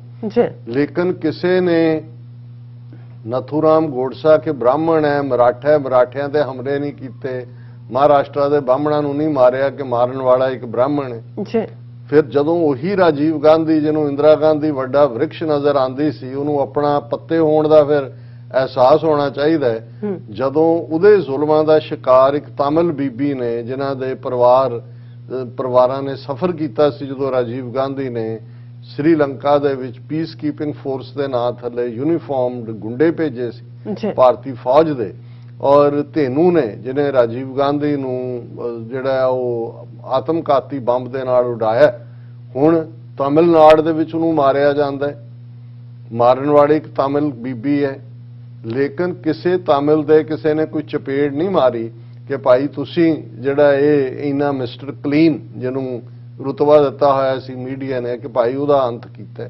ਸੋ ਜ਼ਾਹਰ ਹੈ ਕਿ ਇਹ ਇੱਕ ਸਟੇਟ ਸਪਾਂਸਰਡ ਜੈਨੋਸਾਈਡ, ਔਰ ਉਹੀ ਨੀਤੀਆਂ ਅਸੀਂ ਅਗਲੇ ਸੈਗਮੈਂਟਸ 'ਚ ਵੀ ਗੱਲ ਕਰਾਂਗੇ ਕਿ ਕਿਵੇਂ ਜਦੋਂ ਨਹਿਰੂ ਔਰ ਪਟੇਲ ਦੀ ਜ਼ਹਿਨੀਅਤ ਇਮੀਡੀਏਟਲੀ ਬਾਅਦ ਜ਼ਾਹਰ ਹੁੰਦੀ ਹੈ 15 ਅਗਸਤ 1947 ਤੋਂ, ਔਰ ਸਿੱਖਾਂ ਦੇ ਖਿਲਾਫ ਕ੍ਰਿਮੀਨਲ ਟ੍ਰਾਈਬੂਨਲ ਨੂੰ ਐਲਾਨ ਕੇ ਜਿਹੜੀ ਜੰਗ ਉਹਨਾਂ ਨੇ ਭਾਵੇਂ ਉਹ ਕੋਲਡ ਵਾਰ ਦੇ ਤੌਰ ਤੇ ਸ਼ੁਰੂ ਕੀਤੀ, ਡਿਸਕ੍ਰਿਮੀਨੇਸ਼ਨ ਦੇ ਥੱਲੇ ਸ਼ੁਰੂ ਕੀਤੀ, ਇੰਦਰਾ ਗਾਂਧੀ ਉਹਨੂੰ ਪੀਕ ਤੇ ਲੈ ਗਈ ਜੂਨ 84 ਦੇ ਘੱਲੂਘਾਰੇ ਨਾਲ, ਔਰ ਰਾਜੀਵ ਗਾਂਧੀ ਨੇ ਨਵੰਬਰ ਦੇ ਪਹਿਲੇ ਹਫਤੇ ਇਹ ਨਸਲਕੁਸ਼ੀ ਵਰਤਾ ਕੇ ਸਿੱਖਾਂ ਨੂੰ ਇਹ ਮੈਸੇਜ ਦਿੱਤਾ ਹੈ ਕਿ ਤੁਹਾਡੇ ਲਈ ਇਸ ਮੁਲਕ ਦੇ ਵਿੱਚ ਇਹੀ ਸਲੂਕ ਹੈ ਜੋ ਤੁਸੀਂ ਡਿਜ਼ਰਵ ਕਰਦੇ ਹੋ। ਔਰ ਉਸ ਬਾਰੇ ਅਸੀਂ ਗੱਲਬਾਤ ਕਰਾਂਗੇ ਕਿਉਂਕਿ ਇਹ ਸਾਰਾ ਹੀ ਸਾਡੇ ਲਈ ਬੜਾ ਦੁਖਦਾਈ ਹਫਤਾ ਵੀ ਹੈ, ਔਰ ਇਹਦੇ ਨਾਲ ਜਦੋਂ ਅਸੀਂ ਨਸਲਕੁਸ਼ੀ ਦੀ ਗੱਲ ਕਰਦੇ ਫਿਰ 37 ਵਰੇ ਇਨਸਾਫ ਦੇ ਲਈ ਕੂਕਦੇ ਲੋਕ ਜਿਹੜੇ ਚਲੇ ਗਏ ਇਸ ਦੁਨੀਆ ਤੋਂ, ਔਰ ਅੱਜ ਵੀ ਦਿੱਲੀ ਦੇ ਵਿੱਚ ਹਜ਼ਾਰਾਂ ਦੀ ਗਿਣਤੀ ਦੇ ਵਿੱਚ ਸਿੱਖ ਵਿਡੋਜ਼ ਜਿਸ ਆਬਾਦੀ 'ਚ ਉਹ ਰਹਿੰਦੀਆਂ ਨੇ ਉਸ ਨੂੰ ਵਿਧਵਾ ਕਾਲੋਨੀ ਕਿਹਾ ਜਾਂਦਾ ਹੈ, widow colony, Wewa colony, ਬੇਵਾ colony, ਔਰ ਇਨਸਾਫ ਨਹੀਂ ਹੈ। ਔਰ ਜਦੋਂ ਅਸੀਂ ਈਵਨ ਅੱਜ ਇਹਨਾਂ ਦੀ ਕੱਲੀ ਇਹੀ ਨਹੀਂ ਕਿ ਵੀ 37 ਵਰਿਆਂ 'ਚ ਕੁਝ ਬਦਲਿਆ ਹੈ, ਅੱਜ ਰਾਜੀਵ ਗਾਂਧੀ ਦੀ ਵਿਡੋ ਸੋਨੀਆ ਗਾਂਧੀ ਉਹ ਕਾਂਗਰਸ ਦੀ ਪ੍ਰਧਾਨ ਹੈ, ਐਂਡ ਠੀਕ 2 ਦਿਨ ਪਹਿਲਾਂ ਕਾਂਗਰਸ ਦੀ ਵਰਕਿੰਗ ਕਮੇਟੀ ਦੇ ਵਿੱਚ ਸਪੈਸ਼ਲ ਇਨਵਾਈਟੀ ਦੇ ਤੌਰ ਤੇ ਜਗਦੀਸ਼ ਟਾਈਟਲਰ ਨੂੰ ਨੋਮੀਨੇਟ ਕੀਤਾ ਜਾਂਦਾ ਹੈ। ਉਹੀ ਜਗਦੀਸ਼ ਟਾਈਟਲਰ ਜਿਹੜਾ ਪ੍ਰਾਈਮ ਐਕਿਊਜ਼ਡ ਹੈ, ਨਾਨਾਵਤੀ ਕਮਿਸ਼ਨ ਨੇ ਵੀ ਉਹਨੂੰ ਨੇਮ ਕੀਤਾ ਹੈ, ਉਸ ਤੋਂ ਦੂਸਰੀਆਂ ਕਮੇਟੀਆਂ ਨੇ ਵੀ ਕੀਤਾ ਹੈ, ਔਰ ਹਰ ਵਾਰ CBI 3 ਵਾਰ ਉਸ ਦੀਆਂ ਫਾਈਲਾਂ ਕਲੋਜ਼ ਕਰ ਚੁੱਕੀ ਹੈ ਕਹਿ ਕੇ ਕਿ ਜੀ ਕੋਈ ਸਬੂਤ ਨਹੀਂ। ਸਟਿਲ ਦਿੱਲੀ ਦੇ ਇੱਕ ਕੋਰਟ ਨੇ ਕਿਹਾ ਹੋਇਆ ਕਿ ਨਹੀਂ ਇਹਦੀ ਰੀ-ਇਨਵੈਸਟੀਗੇਸ਼ਨ ਕਰੋ, ਲੇਕਿਨ ਇਹਦੇ ਬਾਵਜੂਦ ਉਹਨੂੰ ਕਾਂਗਰਸ ਦੀ ਵਰਕਿੰਗ ਕਮੇਟੀ ਦੇ ਵਿੱਚ ਸਪੈਸ਼ਲ ਇਨਵਾਈਟੀ ਦੇ ਤੌਰ ਤੇ ਇਨਵਾਈਟ ਕੀਤਾ, ਔਰ ਬਿਲਕੁਲ ਇਸ on the Eve of this year ਜਦੋਂ ਕਿ ਨਸਲਕੁਸ਼ੀ ਦਾ ਹਫਤਾ ਸ਼ੁਰੂ ਹੋਣਾ, ਉਹਦੇ ਤੋਂ ਤੁਸੀਂ ਅੰਦਾਜ਼ੇ ਲਾਓ ਆਪਣੇ ਜਿਹੜੇ ਨੇ ਖਾਮਖਾ ਜਿਹੜੇ ਲੋਕ ਜੰਪ ਕਰਦੇ ਫਿਰਦੇ ਨੇ ਜੀ, ਬਣਾਤਾ ਉਹਨੂੰ ਚੰਨੀ ਨੂੰ ਬਣਾਤਾ, ਇੱਕ ਦਲਿਤ ਨੂੰ ਚੀਫ ਮਿਨਿਸਟਰ ਬਣਾਤਾ, ਨਵਜੋਤ ਸਿੱਧੂ ਨੂੰ। ਸੋ ਇਹ ਸਾਰੀ ਜਿਹੜੀ ਬਾਂਦਰ ਖੇਡ ਹੈ ਜਿਹੜੀ ਕਿ ਉਹਨਾਂ ਨੇ ਵਰਤਾਈ ਹੋਈ ਹੈ, ਜਿਹੜੀ ਜ਼ਹਿਨੀਅਤ ਉਹ ਉਸੇ ਹੀ ਲਾਈਨ ਦੇ ਉੱਤੇ, ਔਰ ਤੁਸੀਂ ਇਸ ਮੌਕੇ ਦੇ ਉੱਤੇ ਜੋ ਟਵੀਟ 31 ਅਕਤੂਬਰ ਨੂੰ ਲੈ ਕੇ ਇੰਦਰਾ ਗਾਂਧੀ ਦੇ ਮਾਰੇ ਜਾਣ ਤੇ ਰਾਹੁਲ ਗਾਂਧੀ ਨੇ ਕੀਤਾ, ਦੂਸਰਿਆਂ ਨੇ ਕੀਤਾ, ਉਹਦਾ ਅਸੀਂ ਜ਼ਿਕਰ ਕਰਾਂਗੇ ਕਿ ਕੁਝ ਵੀ ਨਹੀਂ ਬਦਲਿਆ। ਔਰ ਜਦੋਂ ਅਸੀਂ ਇਹ ਕਹਿੰਦੇ ਹਾਂ ਕਿ ਭਾਈ ਇਹ ਇੰਦਰਾ ਗਾਂਧੀ RSS ਦੀ ਪਹਿਲੀ ਪ੍ਰਾਈਮ ਮਿਨਿਸਟਰ ਸੀ, ਤਾਂ ਫਿਰ ਇਸ ਸਭ ਦੇ ਉੱਤੇ ਕਿਵੇਂ ਇਹਨਾਂ ਦਾ ਜਿਹੜਾ ਮੇਨ ਇਹਨਾਂ ਦਾ ਆਈਡੀਆਲੋਗ ਸੀ ਉਸ ਵੱਲੋਂ ਕਿਵੇਂ 9 ਨਵੰਬਰ ਨੂੰ ਗੁਰੂ ਨਾਨਕ ਸਾਹਿਬ ਦੇ ਪ੍ਰਕਾਸ਼ ਪੁਰਬ ਦੇ ਮੌਕੇ ਇੱਕ ਪੂਰਾ ਲਿਖਤ ਜਿਹੜੀ ਹੈ ਉਹ ਸਾਰੇ ਪਾਸੇ ਸਰਕੂਲੇਟ ਕੀਤੀ ਗਈ, ਜਿਸ ਨੂੰ ਇਹਨਾਂ ਨੇ ਭਾਰਤ ਰਤਨ ਦਿੱਤਾ ਹੈ।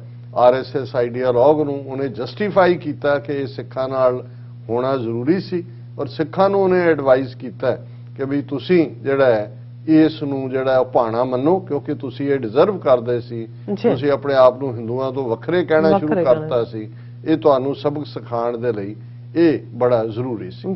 ਸੋ ਜ਼ਾਹਿਰ ਹੈ ਤੁਸੀਂ ਵੀਕਐਂਡ ਦੀ ਗੱਲ ਵੀ ਕੀਤੀ ਹੈ, ਔਰ ਮੈਂ ਸਮਝਦਾ ਵੀ ਕੁਝ ਚੀਜ਼ਾਂ ਇਤਿਹਾਸ ਦਾ ਦੁਹਰਾ ਵੀ ਹੁੰਦਾ ਤੇ ਕੁਝ ਚੀਜ਼ਾਂ ਨਵੇਂ ਇਤਿਹਾਸ ਦੀ ਸੈਟਿੰਗ ਵੀ ਹੁੰਦੀ। ਅਸੀਂ ਅਕਸਰ ਜ਼ਿਕਰ ਕੀਤਾ ਹੈ 31 ਅਕਤੂਬਰ ਦੇ ਪ੍ਰੋਗਰਾਮ ਨੂੰ ਵੀ ਸਮਰਪਿਤ ਫਰਾਈਡੇ ਦੇ ਅਸੀਂ ਪ੍ਰੋਗਰਾਮ 'ਚ ਗੱਲ ਕੀਤੀ ਸੀ ਕਿ 15 ਅਗਸਤ 1947 ਤੋਂ ਜੂਨ 84 ਤੱਕ 37 ਵਰ੍ਹੇ ਬਣਦੇ ਨੇ ਔਰ ਇਹਨਾਂ 37 ਵਰ੍ਹਿਆਂ ਦੇ ਵਿੱਚ ਪੀਸਫੁਲ ਤਰੀਕੇ ਦੇ ਨਾਲ ਸਿੱਖ ਕੌਮ ਨੇ ਆਪਣੇ ਹੱਕ ਲੈਣ ਦੇ ਲਈ ਸੰਘਰਸ਼ ਕੀਤਾ, ਜਵਾਬ ਮਿਲਿਆ ਟੈਂਕਾਂ ਤੋਪਾਂ ਨਾਲ ਹਮਲਾ। ਇਹ 37 ਵਰ੍ਹੇ ਜਿਨ੍ਹਾਂ 'ਚ ਲਗਭਗ 10 ਸਾਲ ਹਥਿਆਰਬੰਦ ਸੰਘਰਸ਼ ਦੇ ਨੇ 84 ਤੋਂ 94 95 ਤੱਕ ਔਰ ਫਿਰ ਭਾਰਤੀ ਸਰਕਾਰ ਦੀ ਜਿਹੜੀ ਸਿੱਖਾਂ ਦੇ ਖਿਲਾਫ ਟੋਟਲ ਵਾਰ ਦੀ ਨੀਤੀ ਹੈ ਉਹਦੇ ਅੱਡ-ਅੱਡ ਪੜਾਅ ਨੇ।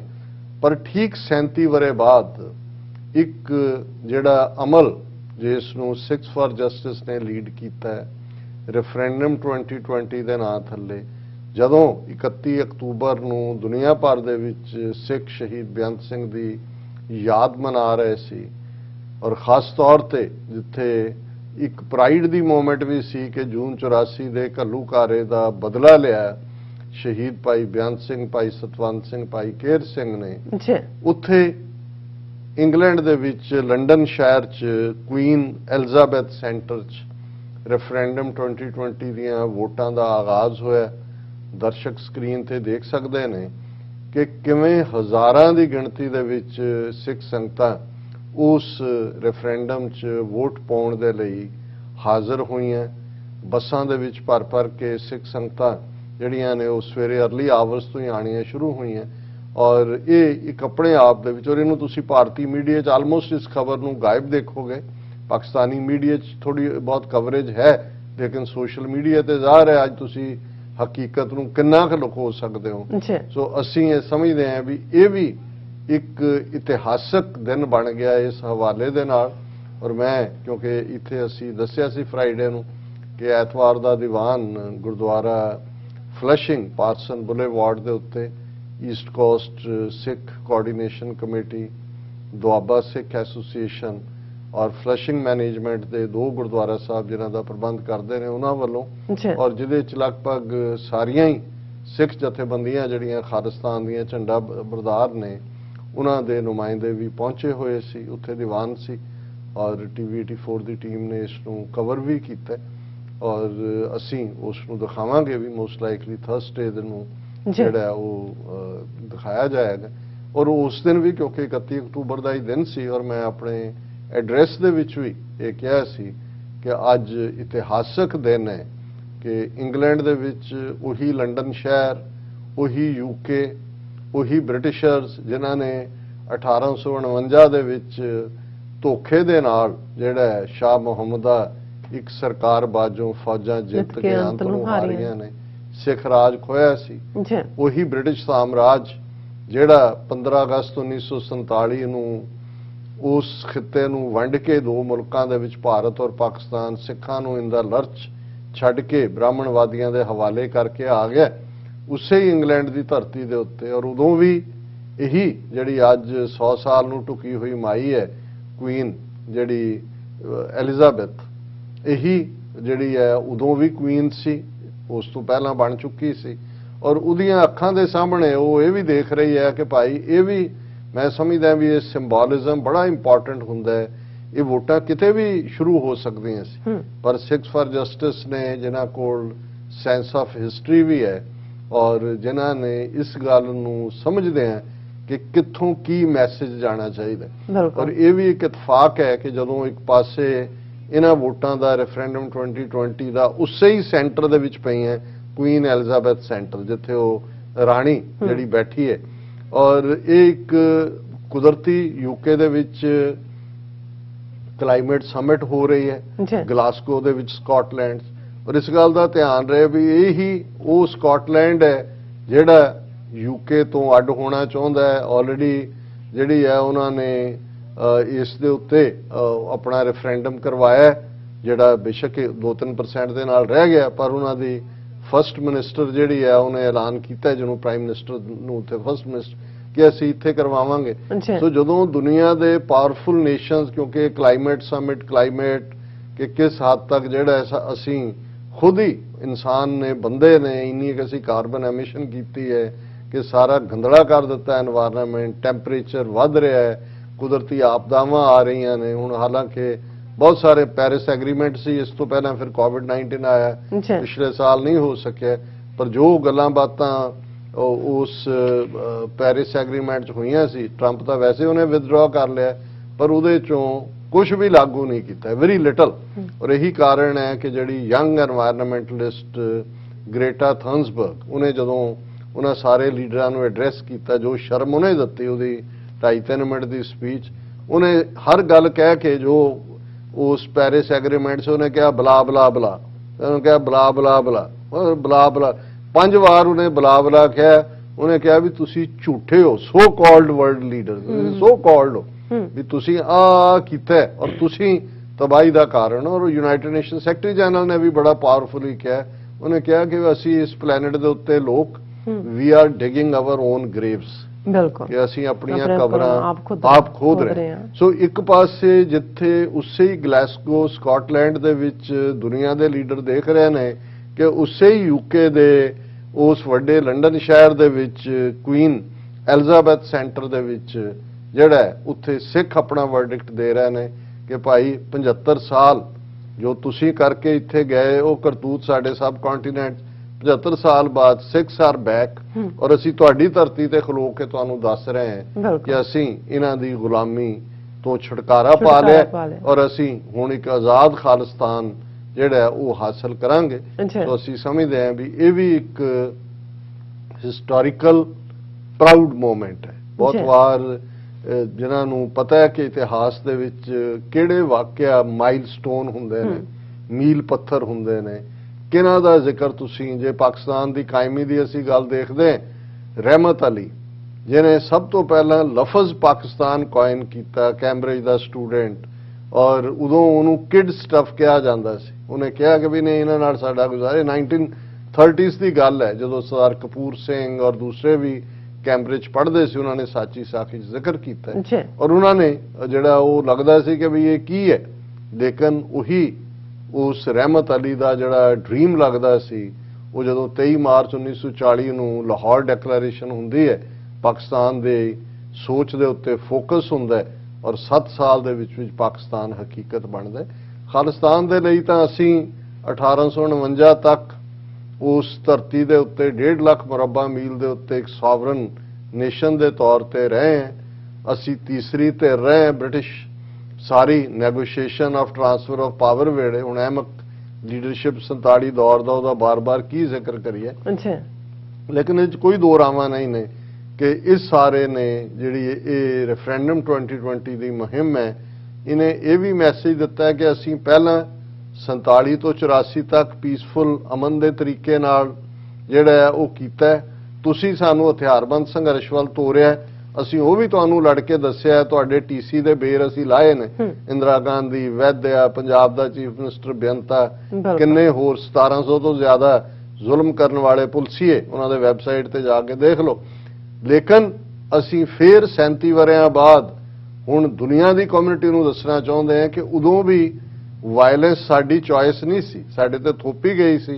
असीं फिर दुनिया की कचहरी च आए हैं पीसफुल तरीके दे नाल, UN चार्टर दे थल्ले, जिथे राइट ऑफ सैल्फ डिटरमिनेशन और जिहड़ी उहदे लई प्रोसैस है कि लोकां नूं पुछना कि भाई तुसीं दसो जिहड़ी प्रोसैस असीं स्कॉटलैंड दे हवाले नाल जिक्र कीता, ईस्ट तैमूर च लागू हुई, जिस दे लई बेशक नॉर्दर्न कुर्दिस्तान उन्होंने भी इस सारे नूं कीता।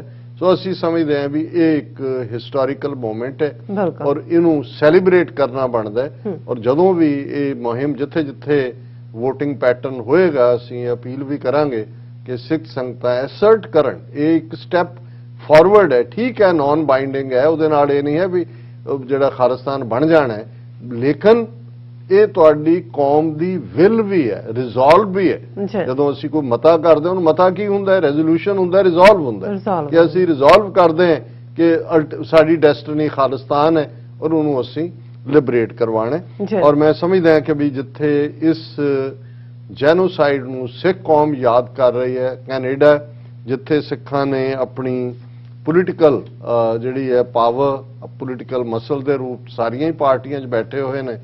ਔਰ ਸਿਟੀ ਆਫ ਬਰੈਂਪਟਨ ਜਿਹੜਾ ਆਲਮੋਸਟ ਮਿੰਨੀ ਪੰਜਾਬ ਦੇ ਤੌਰ ਤੇ ਜਾਣਿਆ ਜਾਂਦਾ ਹੈ, ਅੱਜ ਸਿਟੀ ਆਫ ਬਰੈਂਪਟਨ ਦੇ ਹਾਲ ਕਲੌਕ ਟਾਵਰ ਦੇ ਉੱਤੇ ਜਿਹੜੀ ਉਹ ਟਾਵਰ ਹੈ ਦਰਸ਼ਕ ਦੇਖ ਸਕਦੇ ਨੇ, ਔਰੇਂਜ ਜਿਹਨੂੰ ਅਸੀਂ ਕੇਸਰੀ ਰੰਗ ਕਹਿੰਦੇ ਹਾਂ, ਇਹ ਰੋਸ਼ਨੀ ਦੇ ਵਿੱਚ ਉਸ ਕਲੌਕ ਟਾਵਰ ਨੂੰ ਜਿਹੜਾ ਉਸ ਦੇ ਉੱਤੇ ਜਗ ਰਹੀ ਹੈ। ਔਰ ਇਹ ਉਹਨਾਂ ਦੇ ਮੇਅਰ ਨੇ ਮਿਸਟਰ ਪੈਟਰਿਕ ਬਰਾਊਨ, ਜਿਨ੍ਹਾਂ ਨੇ ਫੈਸਲਾ ਕੀਤਾ ਉਹਨਾਂ ਕਿਹਾ ਦਿਸ ਈਵਨਿੰਗ, ਇਹ ਸਿਟੀ ਆਫ ਬਰੈਂਪਟਨ ਦਾ ਔਰ ਦਰਸ਼ਕ ਦੇਖ ਸਕਣਗੇ ਸਕਰੀਨ ਤੇ, this evening Brampton city hall clock tower will be lit orange in recognition of Sikh Genocide Awareness Week। ਹੁਣ ਇਹ ਸਾਰੇ ਹੀ ਹਫਤੇ ਨੂੰ ਬਰੈਂਪਟਨ ਸਿਟੀ ਨੇ ਨਾ ਸਿਰਫ ਜਿਹੜਾ ਸਿੱਖ ਜੈਨੋਸਾਈਡ ਅਵੇਅਰਨੈਸ ਵੀਕ ਐਲਾਨਿਆ, ਸਗੋਂ ਉਹਨਾਂ ਨੇ ਜਿਹੜਾ ਸਿਟੀ ਦਾ ਹਾਲ ਕਲੌਕ ਟਾਵਰ ਹੈ ਉਸ ਦੇ ਉੱਤੇ ਔਰੇਂਜ ਰੋਸ਼ਨੀ ਉਹਨਾਂ ਸਾਰੇ ਜੈਨੋਸਾਈਡ ਵਿਕਟਮਸ ਦੀ ਯਾਦ ਦੇ ਵਿੱਚ ਹੈ। ਇਸੇ ਤਰ੍ਹਾਂ ਐਨਡੀਪੀ ਪਾਰਟੀ ਦੇ ਲੀਡਰ ਜਗਮੀਤ ਸਿੰਘ, ਉਹਨਾਂ ਨੇ ਮੈਸੇਜ ਦਿੱਤਾ ਹੈ ਆਪਣੇ ਟਵਿੱਟਰ ਹੈਂਡਲਰ ਤੇ ਵੀ, ਅੰਗਰੇਜ਼ੀ 'ਚ ਵੀ ਫ੍ਰੈਂਚ 'ਚ ਵੀ, ਕਿਉਂਕਿ ਦੋਨੋਂ ਹੀ ਜ਼ੁਬਾਨਾਂ ਨੇ ਕੈਨੇਡਾ ਦੀਆਂ। ਉਹਨਾਂ ਨੇ ਕਿਹਾ ਟੁਡੇ ਮਾਰਕਸ ਦਾ 37th remembrance of 1984 Sikh genocide. ਇਸ ਗੱਲ ਦਾ ਧਿਆਨ ਰਹੇ, ਉੱਥੋਂ ਦੇ ਹਾਕਮਾਂ ਨੇ ਔਰ ਅੱਜ ਤੱਕ ਵੀ ਉਹਨਾਂ ਦੇ ਦੁਮ ਛੱਲੇ ਇਹਨੂੰ ਰਾਇਟ ਕਰਦੇ ਰਹੇ, ਲੇਕਿਨ ਇਹ ਐਜ਼ ਏ ਜੈਨੋਸਾਈਡ ਲਫ਼ਜ਼ ਦੁਨੀਆ ਭਰ 'ਚ ਸਿੱਖਾਂ ਨੇ ਆਪਣੀ ਪੋਲੀਟੀਕਲ ਲੌਬੀ ਨਾਲ ਰੈਕਗਨਾਈਜ਼ ਕਰਵਾਇਆ। ਫਿਰ ਉਹਨਾਂ ਨੇ ਕਿਹਾ the coming weeks are painful for members of the Sikh community, ਬਹੁਤ ਦਰਦਨਾਕ ਹੋਣਗੇ। 37 years ago, political leaders led mobs using state resources and voter lists to target Sikh families। Jagmeet Singh ਹੈ, ਉਹਨੇ ਕਿਹਾ ਕਿ ਇਹ ਵੋਟਾਂ ਜਿਹੜੇ ਵੋਟਰ ਲਿਸਟਾਂ ਔਰ ਸਟੇਟ ਸਪਾਂਸਰਡ, ਕੋਈ ਸ਼ੱਕ ਨਹੀਂ ਹੈ। ਔਰ ਉਹਨਾਂ ਨੇ ਕਿਹਾ ਕਿ ਕੰਟਰੀਜ਼ ਲਾਈਕ ਕੈਨੇਡਾ ਗੇਵ ਮੈਨੀ ਸੇਫ ਹੇਵਨ, ਕਿ ਭਾਈ ਜਿਹੜੇ ਉੱਥੋਂ ਨਿਕਲੇ ਵਿਚਾਰੇ ਸਫਰ ਕਰਕੇ, ਉਹਨਾਂ ਨੂੰ ਕੈਨੇਡਾ ਨੇ ਅਸਾਈਲਮ ਦਿੱਤੀ। The trauma I have witness many carry, and my personal journey in understanding this violence has taught me the following: we must always pursue justice and challenge all forms of hate by giving it no room to grow and confront it with love, courage and radical empathy। ਇਹ ਨਹੀਂ ਕਿ ਵੀ ਅਸੀਂ ਹਾਂ ਬਹੁਤ ਮਾੜਾ ਹੋਇਆ, ਨਹੀਂ, ਕਰੋ ਉਹਨੂੰ ਜਸਟਿਸ ਲਈ ਅਕਾਊਂਟੇਬਲ ਬਣਾਓ। ਔਰ ਜਗਮੀਤ ਸਿੰਘ ਹੋਰਾਂ ਦੇ ਮੈਸੇਜ ਤੋਂ ਇਲਾਵਾ ਗੁਰਰਤਨ ਸਿੰਘ ਜਿਹੜੇ ਮੈਂਬਰ ਪ੍ਰੋਵਿੰਸ਼ੀਅਲ ਪਾਰਲੀਮੈਂਟ ਨੇ ਓਨਟਾਰੀਓ 'ਚ, ਉਹਨਾਂ ਨੇ ਕਿਹਾ we must name what happened to Sikhs in November 1984 throughout India for what it was। ਸਾਨੂੰ ਜਿਹੜਾ ਉਹ ਕਹਿਣਾ ਸਟੇਟ ਸਪਾਂਸਰਡ ਜੈਨੋਸਾਈਡ, ਉਹਨਾਂ ਨੇ ਕਿਹਾ ਵੀ ਮਤ ਇਹਨੂੰ ਜਿਹੜਾ ਦੰਗੇ ਔਰ ਫਲਾਣਾ ਇਹਨੂੰ ਨਿਆਂ ਕਰੀਏ ਕਿ state sponsored genocide. The trauma of this genocide lives with us along with the structures of violence that allowed it to happen। Let's continue to fight for justice। ਔਰ ਇਸੇ ਤਰ੍ਹਾਂ ਹੁਣ ਇੱਕ ਪਾਸੇ ਇਹ ਚੱਲ ਰਿਹਾ ਤੇ ਜੇ ਤੁਸੀਂ ਭਾਰਤ ਦਾ ਜਸਟਿਸ ਸਿਸਟਮ ਦੇਖਣਾ ਤੇ ਖਬਰ ਹੈ delayed justice in 1984 Sikh riot cases, national commission for minorities issues notice to 9 states. ਹੁਣ ਜਿਹੜਾ ਨੈਸ਼ਨਲ ਕਮਿਸ਼ਨ ਦਾ ਬਣਾਇਆ ਇੱਕ ਪਗੜੀਧਾਰੀ ਬੀਜੇਪੀ ਦਾ ਟੌਂਟ ਬਟੌਂਟ ਇਕਬਾਲ ਸਿੰਘ ਲਾਲਪੁਰਾ, ਉਹਨੇ 9 ਸਟੇਟਾਂ ਨੂੰ ਨੋਟਿਸ ਇਸ਼ੂ ਕੀਤੇ ਨੇ, ਜਿਨ੍ਹਾਂ 'ਚ ਦਿੱਲੀ, ਝਾਰਖੰਡ, ਓਡੀਸ਼ਾ, ਵੈਸਟ ਬੰਗਾਲ, ਬਿਹਾਰ, ਹਰਿਆਣਾ, ਜੰਮੂ ਕਸ਼ਮੀਰ, ਹਿਮਾਚਲ ਪ੍ਰਦੇਸ਼, ਕਿ ਜੀ ਇਹ ਇੰਨੇ 37 ਸਾਲ ਬੀਤ ਗਏ ਦੰਗਿਆਂ ਨੂੰ, ਇਹਨਾਂ 9 ਸਟੇਟਾਂ 'ਚ ਤੁਸੀਂ ਕਿਉਂ ਨਹੀਂ ਕੰਪਨਸੇਸ਼ਨ ਦਿੱਤਾ, ਕਿਉਂ ਨਹੀਂ ਕਾਰਵਾਈ ਕੀਤੀ।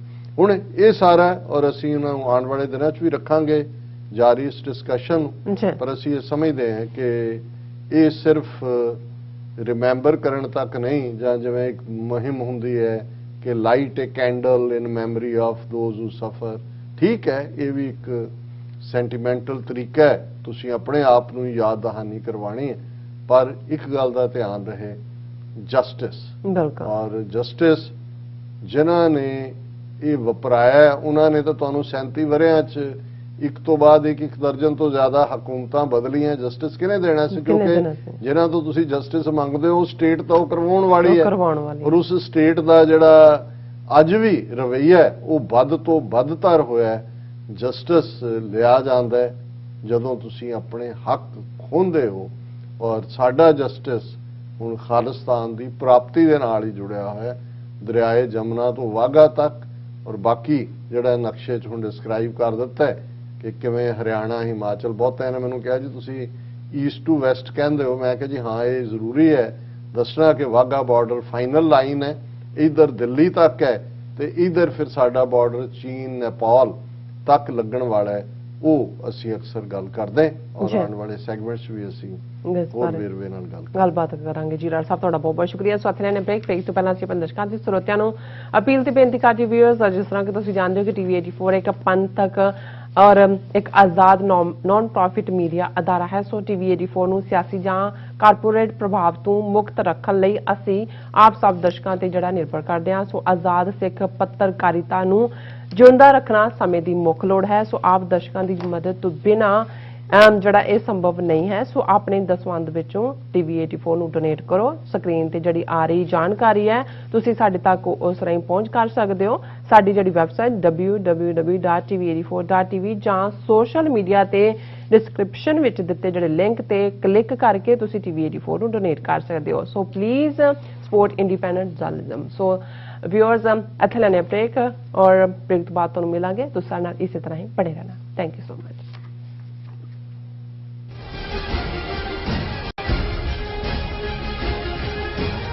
ਵਾਹਿਗੁਰੂ ਜੀ ਕਾ ਖਾਲਸਾ, ਵਾਹਿਗੁਰੂ ਜੀ ਕੀ ਫਤਿਹ। ਜਗਤ ਗੁਰੂ ਗੁਰੂ ਨਾਨਕ ਸਾਹਿਬ ਜੀ ਦਾ ਪ੍ਰਕਾਸ਼ ਦਿਹਾੜਾ 19 ਨਵੰਬਰ ਨੂੰ ਆ ਰਿਹਾ ਹੈ, ਜਿਸ ਦੇ ਸਬੰਧ ਵਿੱਚ 6 ਨਵੰਬਰ ਨੂੰ ਗੁਰਦੁਆਰਾ ਸੰਤ ਸਾਗਰ ਤੋਂ ਮਹਾਨ ਨਗਰ ਕੀਰਤਨ ਸਜਾਇਆ ਜਾ ਰਿਹਾ ਹੈ, ਜੋ ਕਿ ਨਗਰ ਕੀਰਤਨ ਗੁਰੂ ਗ੍ਰੰਥ ਸਾਹਿਬ ਦੀ ਛਤਰ ਛਾਇਆ ਥੱਲੇ ਪੰਜਾਂ ਪੈਰਾਂ ਦੀ ਗਵਾਹੀ ਵਿੱਚ, ਪੰਜਾਂ ਨਿਸ਼ਾਨੀਆਂ ਦੀ ਗਵਾਹੀ ਵਿੱਚ ਅਤੇ ਨਗਾਰਿਆਂ ਦੀ ਗੂੰਜ ਵਿੱਚ ਆਰੰਭ ਹੋਏਗਾ 11:30 ਵਜੇ, ਜੋ ਕਿ ਇਹ 3:45 ਵਜੇ ਸਮਾਪਤ ਹੋਏਗਾ।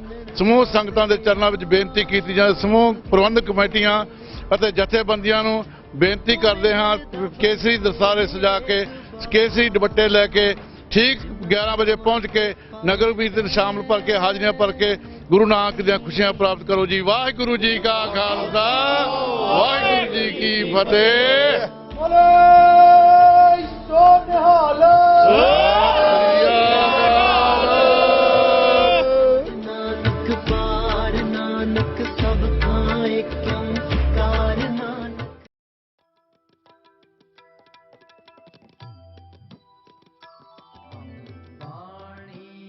ਬਾਣੀ ਗੁਰੂ ਗੁਰੂ ਹੈ ਬਾਣੀ, ਵਿੱਚ ਬਾਣੀ ਅੰਮ੍ਰਿਤ ਸਾਰੇ।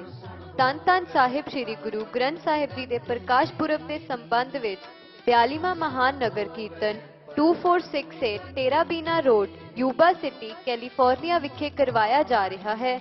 ਮਿਤੀ 5 ਨਵੰਬਰ ਦਿਨ ਸ਼ੁੱਕਰਵਾਰ ਸ੍ਰੀ ਅਖੰਡ ਪਾਠ ਸਾਹਿਬ ਆਰੰਭ ਹੋਣਗੇ। 6 ਨਵੰਬਰ ਦਿਨ ਸ਼ਨੀਵਾਰ ਸਵੇਰੇ 5:30 ਅੰਮ੍ਰਿਤ ਦਾ ਬਾਟਾ ਤਿਆਰ ਕੀਤਾ ਜਾਏਗਾ। ਸਵੇਰੇ 8 ਵਜੇ ਨਿਸ਼ਾਨ ਸਾਹਿਬ ਦੇ ਚੋਲੇ ਦੀ ਸੇਵਾ ਕੀਤੀ ਜਾਏਗੀ।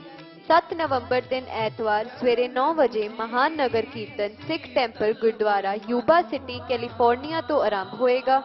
ਇਸ ਪ੍ਰੋਗਰਾਮ ਦਾ ਸਾਰਾ ਲਾਈਵ ਟੀਵੀ 84 ਉੱਤੇ ਕੀਤਾ ਜਾਏਗਾ। ਆਪ ਸਭ ਸੰਗਤ ਨੂੰ ਬੇਨਤੀ ਹੈ ਕਿ ਇਸ ਨਗਰ ਕੀਰਤਨ ਵਿੱਚ ਹੁਮ-ਹੁਮਾ ਕੇ ਪਹੁੰਚੋ ਅਤੇ ਗੁਰੂ ਘਰ ਦੀਆਂ ਖੁਸ਼ੀਆਂ ਪ੍ਰਾਪਤ ਕਰੋ। ਵਾਹਿਗੁਰੂ ਜੀ ਕਾ ਖਾਲਸਾ, ਵਾਹਿਗੁਰੂ ਜੀ ਕੀ ਫਤਿਹ। ਪੰਜਾਬ ਇੰਡੀਪੈਂਡੈਂਸ ਰੈਫਰੈਂਡਮ ਦੀਆਂ ਵੋਟਾਂ 31 ਅਕਤੂਬਰ ਨੂੰ ਲੰਡਨ ਤੋਂ ਪੈਣੀਆਂ ਸ਼ੁਰੂ ਹੋਣਗੀਆਂ। ਯੂਕੇ 'ਚ ਵਸਦੇ ਸਿੱਖਾਂ ਨੂੰ ਬੇਨਤੀ ਹੈ ਕਿ ਵੋਟਾਂ ਪਾਉਣ ਲਈ ਵਹੀਰਾਂ ਘੱਤ ਕੇ 31 ਅਕਤੂਬਰ ਨੂੰ ਲੰਡਨ ਪਹੁੰਚੋ।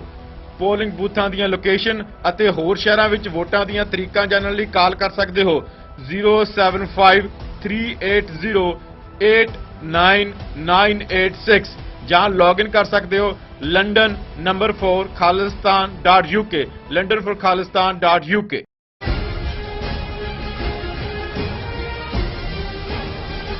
ਦਰਸ਼ਕੋ, ਬ੍ਰੇਕ ਤੋਂ ਬਾਅਦ ਤੁਹਾਡਾ ਸਭ ਦਾ ਭਰਪੂਰ ਸਵਾਗਤ ਹੈ। ਸੋ ਵਿਊਅਰਸ, ਹੁਣ ਆਪਾਂ ਗੱਲਬਾਤ ਕਰਨ ਜਾ ਰਹੇ ਹਾਂ ਕਿ 15 ਅਗਸਤ 1947 ਤੋਂ ਫੌਰਨ ਬਾਅਦ ਭਾਰਤ ਦੇ ਪਹਿਲੇ ਪ੍ਰਧਾਨ ਮੰਤਰੀ ਜਵਾਹਰ ਲਾਲ ਨਹਿਰੂ ਅਤੇ ਹੋਮ ਮਿਨਿਸਟਰ ਪਟੇਲ ਨੇ ਸਿੱਖਾਂ ਨੂੰ ਜਰਾਇਮ ਪੇਸ਼ਾ ਜਿਹੜਾ ਕਬੀਲਾ ਐਲਾਨਣ ਵਾਲਾ ਜਸਫਰਕਰੂ ਜਿਹੜਾ ਉਹ ਜਾਰੀ ਕਰਵਾਇਆ ਸੀ। ਸੋ ਸਿੱਖ ਵਿਰੋਧੀ ਭਾਰਤ ਸਰਕਾਰ ਦੀਆਂ ਜਿਹੜੀਆਂ ਨੀਤੀਆਂ ਨੂੰ ਇੰਦਰਾ ਗਾਂਧੀ ਸਿਖਰ ਵੱਲ ਲੈ ਗਈ ਅਤੇ ਉਸ ਨੇ ਜੂਨ 84 ਦਾ ਘੱਲੂਘਾਰਾ ਵਰਤਾਇਆ। ਸੋ ਇੰਦਰਾ ਗਾਂਧੀ ਨੂੰ ਆਰਐਸਐਸ ਦੀ ਮੁਕੰਮਲ ਹਮਾਇਤ ਹਾਸਲ ਸੀ। ਸੋ ਇੰਦਰਾ ਗਾਂਧੀ ਨੂੰ ਆਰਐਸਐਸ ਦੀ ਫਰਸਟ ਪ੍ਰਾਈਮ ਮਿਨਿਸਟਰ ਕਿਹਾ ਜਾ ਸਕਦਾ ਹੈ। ਸੋ ਹੁਣ ਨਰਿੰਦਰ ਮੋਦੀ ਦੀ ਸਰਕਾਰ ਨੰਗੇ ਚਿੱਟੇ ਹੋ ਕੇ ਸਿੱਖਾਂ ਦੀ ਮੁਕੰਮਲ ਨਸਲਕੁਸ਼ੀ ਦੀਆਂ ਜਿਹੜੀਆਂ ਨੀਤੀਆਂ ਨੇ और लागू कर रही है। सो 3 खेतीबाड़ी कानून इस दी सजड़ी उदाहरण हैं। सो इस बारे आपां गलबात करन जा रहे हैं। सो असीं चाहांगे कि तुसीं इसे तरह बने रहना। देखण सुनने या लिखण लई तुहाडा सब दा बहुत बहुत शुक्रिया जी। डॉक्टर साहब की विचार ने? देखो, क्योंकि ये सारा ही हफ्ता नवंबर का एक दुखद यादां नाल जुड़िया हुआ हफ्ता है। 37 वरे पहला दिल्ली और भारत भर दे विच जो सिखां दी नस्लकुशी हुई उस नूं समझण दी भी असीं कोशिश करते हैं, समझाण दी भी कोशिश करते हैं। बिल्कुल इस दे पिछे लुकी हुई जहनीयत की गल भी करते हैं ते अल्टीमेटली सोल्यूशन की गल भी करते हैं। सोल्यूशन जस्टिस का नाम है और वो असीं इस सिट्टे ते पहुंच चुके हैं कि खालिस्तान की कायमी ही सोल्यूशन है। लेकिन ਜਿਹੜੇ खास तौर पर साडे यंगर वीर भैणां ने जां ਜਿਹੜੇ गैर सिख खास तौर पर साडे पाकिस्तानी भैन भरा जुड़ते हैं जिन्हां दा एक तबका लंबा वक्त तो यही समझदा रहा है जां अजे भी कुछ कहणगे कि जी जे असीं TV 84 नाल ना जुड़दे ते असीं सिखां नूं हिंदुआं दा एक फिरका समझदे सी। हालांकि उन्हां चों वो कहणगे कि भी साडे बजुर्ग जदों गल्लां करदे ने वो सिखां बारे बड़ी तारीफ करते हैं कि भाई बहुत चंगे लोग सी, साडा आपसी बड़ा भाईचारा सी। और ये 47 की नफरत दोवें पासियां दी भी साडे एक तबके नूं अजे तक भी असीं समझण तो कई बार कासर हुंदे हैं कि भाई ऐसा की ब्राह्मण ने ऐसी की खेड खेडी कि असीं दोवें कौमां जिहड़ियां सदियां तो उस धरती दे उत्ते धरती दे बच्चे बच्चियां बन के एक दूसरे दे नाल मुहब्बत दे नाल रह रहे सी। ऐसा की वापरे? लेकिन ये इस अज दे इस टॉपिक का सब्जैक्ट नहीं है।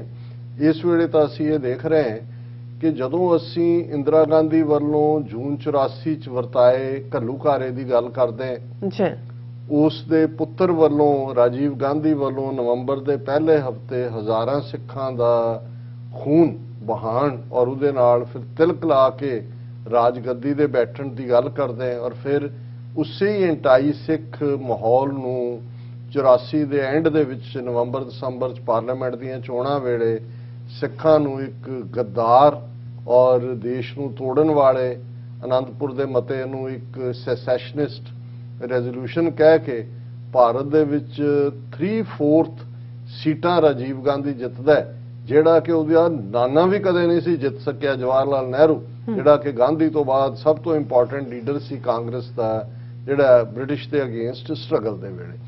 हुण इस सारे नूं ये समझना होएगा कि भी ऐसा की माइंड सैट सी इंदिरा गांधी दा जिहड़ी अपने इनिशियल जिंदगी दे सालां च की कदे भी ना तो वो कोई चेस्ट वोमैन सी ना वो कोई उस किस्म का रिलीजियसली प्रैक्टिसिंग वोमैन सी। और जे तुसीं उस दौर दे विच जदों उसने फिरोज गांधी दे नाल विआह कीता है और नेहरू जिहड़ा अपनी धी बारे की सोचदा सी बाकियां च की सी, और जदों नेहरू ने उन्होंने कांग्रेस का अपने नाल प्रेजिडेंट भी जिउंदे जी बनाया, इन्फॉर्मेशन मिनिस्टर शास्त्री दे वेले बनी, उदों लोकां दा जां बहुगिणती हिंदुआं दा उहदे बारे की वरतारा सी मैं उहदे च नहीं जावांगा क्योंकि वो एक परसनल लाइफ के थल्ले बहुत वार जिहड़ा वो डिटेस्टिंग हुंदा है। लेकिन ये गल समझण दे लई कि एक अपने आप नूं बिंदास कहाण वाली औरत जिहड़ी किसी इखलाकी किसी मॉरल किसी पोलिटिकल किसी रिलीजियस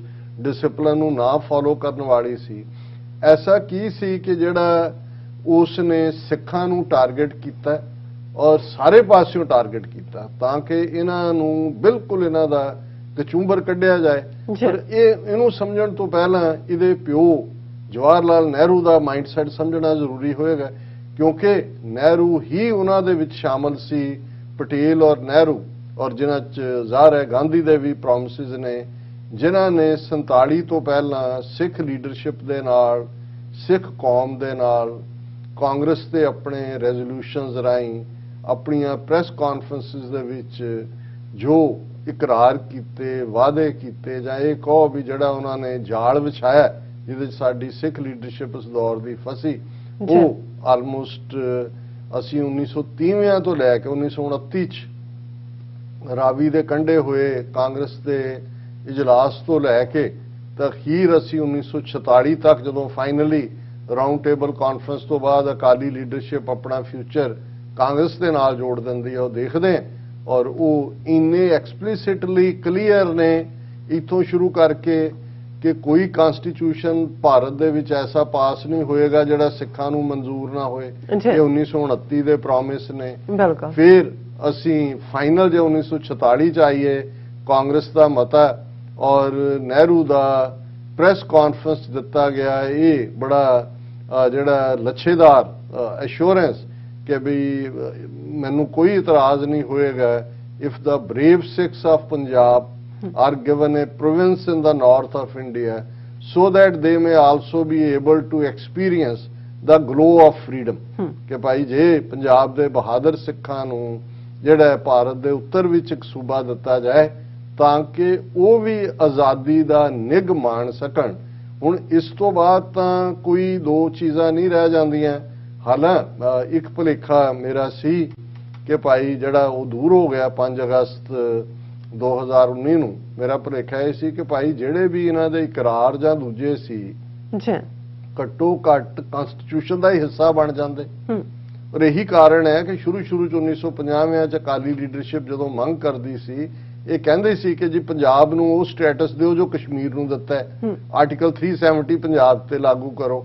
ਔਰ ਕਸ਼ਮੀਰ ਨੂੰ ਕੀ ਸਟੇਟਸ ਸੀ? ਜ਼ਾਹਰ ਹੈ 370 ਦੇ ਥੱਲੇ ਜੰਮੂ ਕਸ਼ਮੀਰ ਦਾ ਆਪਣੀ ਕਨਸਟੀਚੁਐਂਟ ਅਸੈਂਬਲੀ ਸੀ। ਕੋਈ ਲਾਅ ਜੋ ਦਿੱਲੀ ਦੀ ਪਾਰਲੀਮੈਂਟ ਪਾਸ ਕਰੇ ਉਹ ਆਟੋਮੈਟਿਕਲੀ ਜੰਮੂ ਕਸ਼ਮੀਰ ਤੇ ਲਾਗੂ ਨਹੀਂ ਸੀ ਹੁੰਦਾ, ਉੱਥੇ ਪਾਸ ਕਰਨਾ ਪੈਂਦਾ ਸੀ। ਉਹਨਾਂ ਦਾ ਆਪਣਾ ਅੱਡ ਝੰਡਾ ਸੀ 5 ਅਗਸਤ 2019 ਤੱਕ, ਔਰ ਉਹਨਾਂ ਦਾ ਆਪਣਾ ਤਰਾਨਾ ਸੀ, ਔਰ ਕੋਈ ਉੱਥੇ ਜ਼ਮੀਨ ਲੈ ਨਹੀਂ ਸੀ ਸਕਦਾ ਕੋਈ।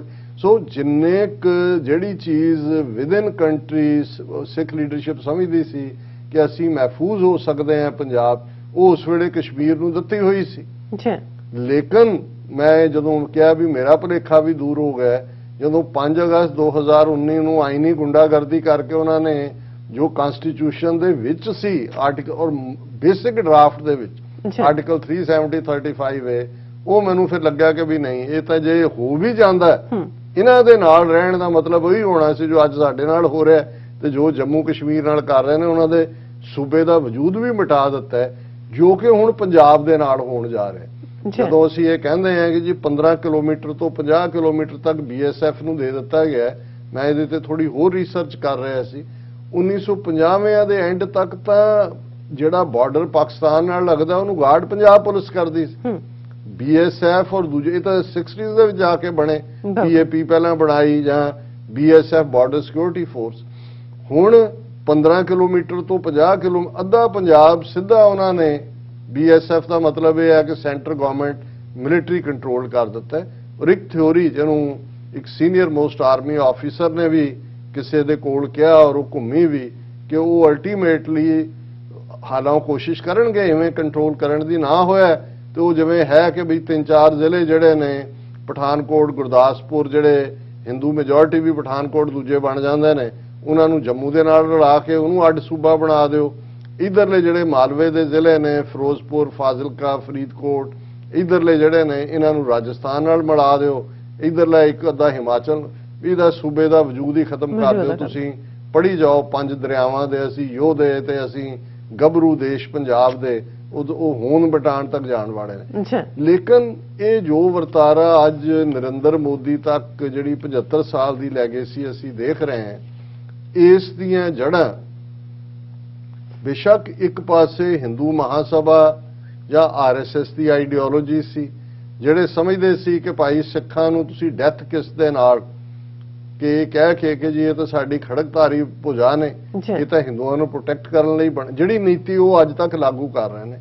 ਪਰ ਨਹਿਰੂ, ਗਾਂਧੀ, ਪਟੇਲ ਜਿਹੜੇ ਤਿੰਨੋਂ ਹੀ ਲੰਡਨ ਰਿਟਰਨਡ ਵਕੀਲ, ਜਿਨ੍ਹਾਂ ਨੂੰ ਇਹ ਪਤਾ ਸੀ ਕਿ ਦੁਨੀਆ 'ਚ ਸੈਕੂਲਰਿਜ਼ਮ ਦਾ ਮਤਲਬ ਕੀ ਹੈ, ਮੰਤਰ ਵੀ ਉਹ ਸੈਕੂਲਰਿਜ਼ਮ ਦਾ ਪੜ੍ਹ ਰਹੇ ਸੀ, ਪਰ ਉਹਨਾਂ ਦੇ ਅੰਦਰ ਬਿਲਟ ਇਨ ਸਿੱਖ ਹੇਟਰੇਡ ਸੀ।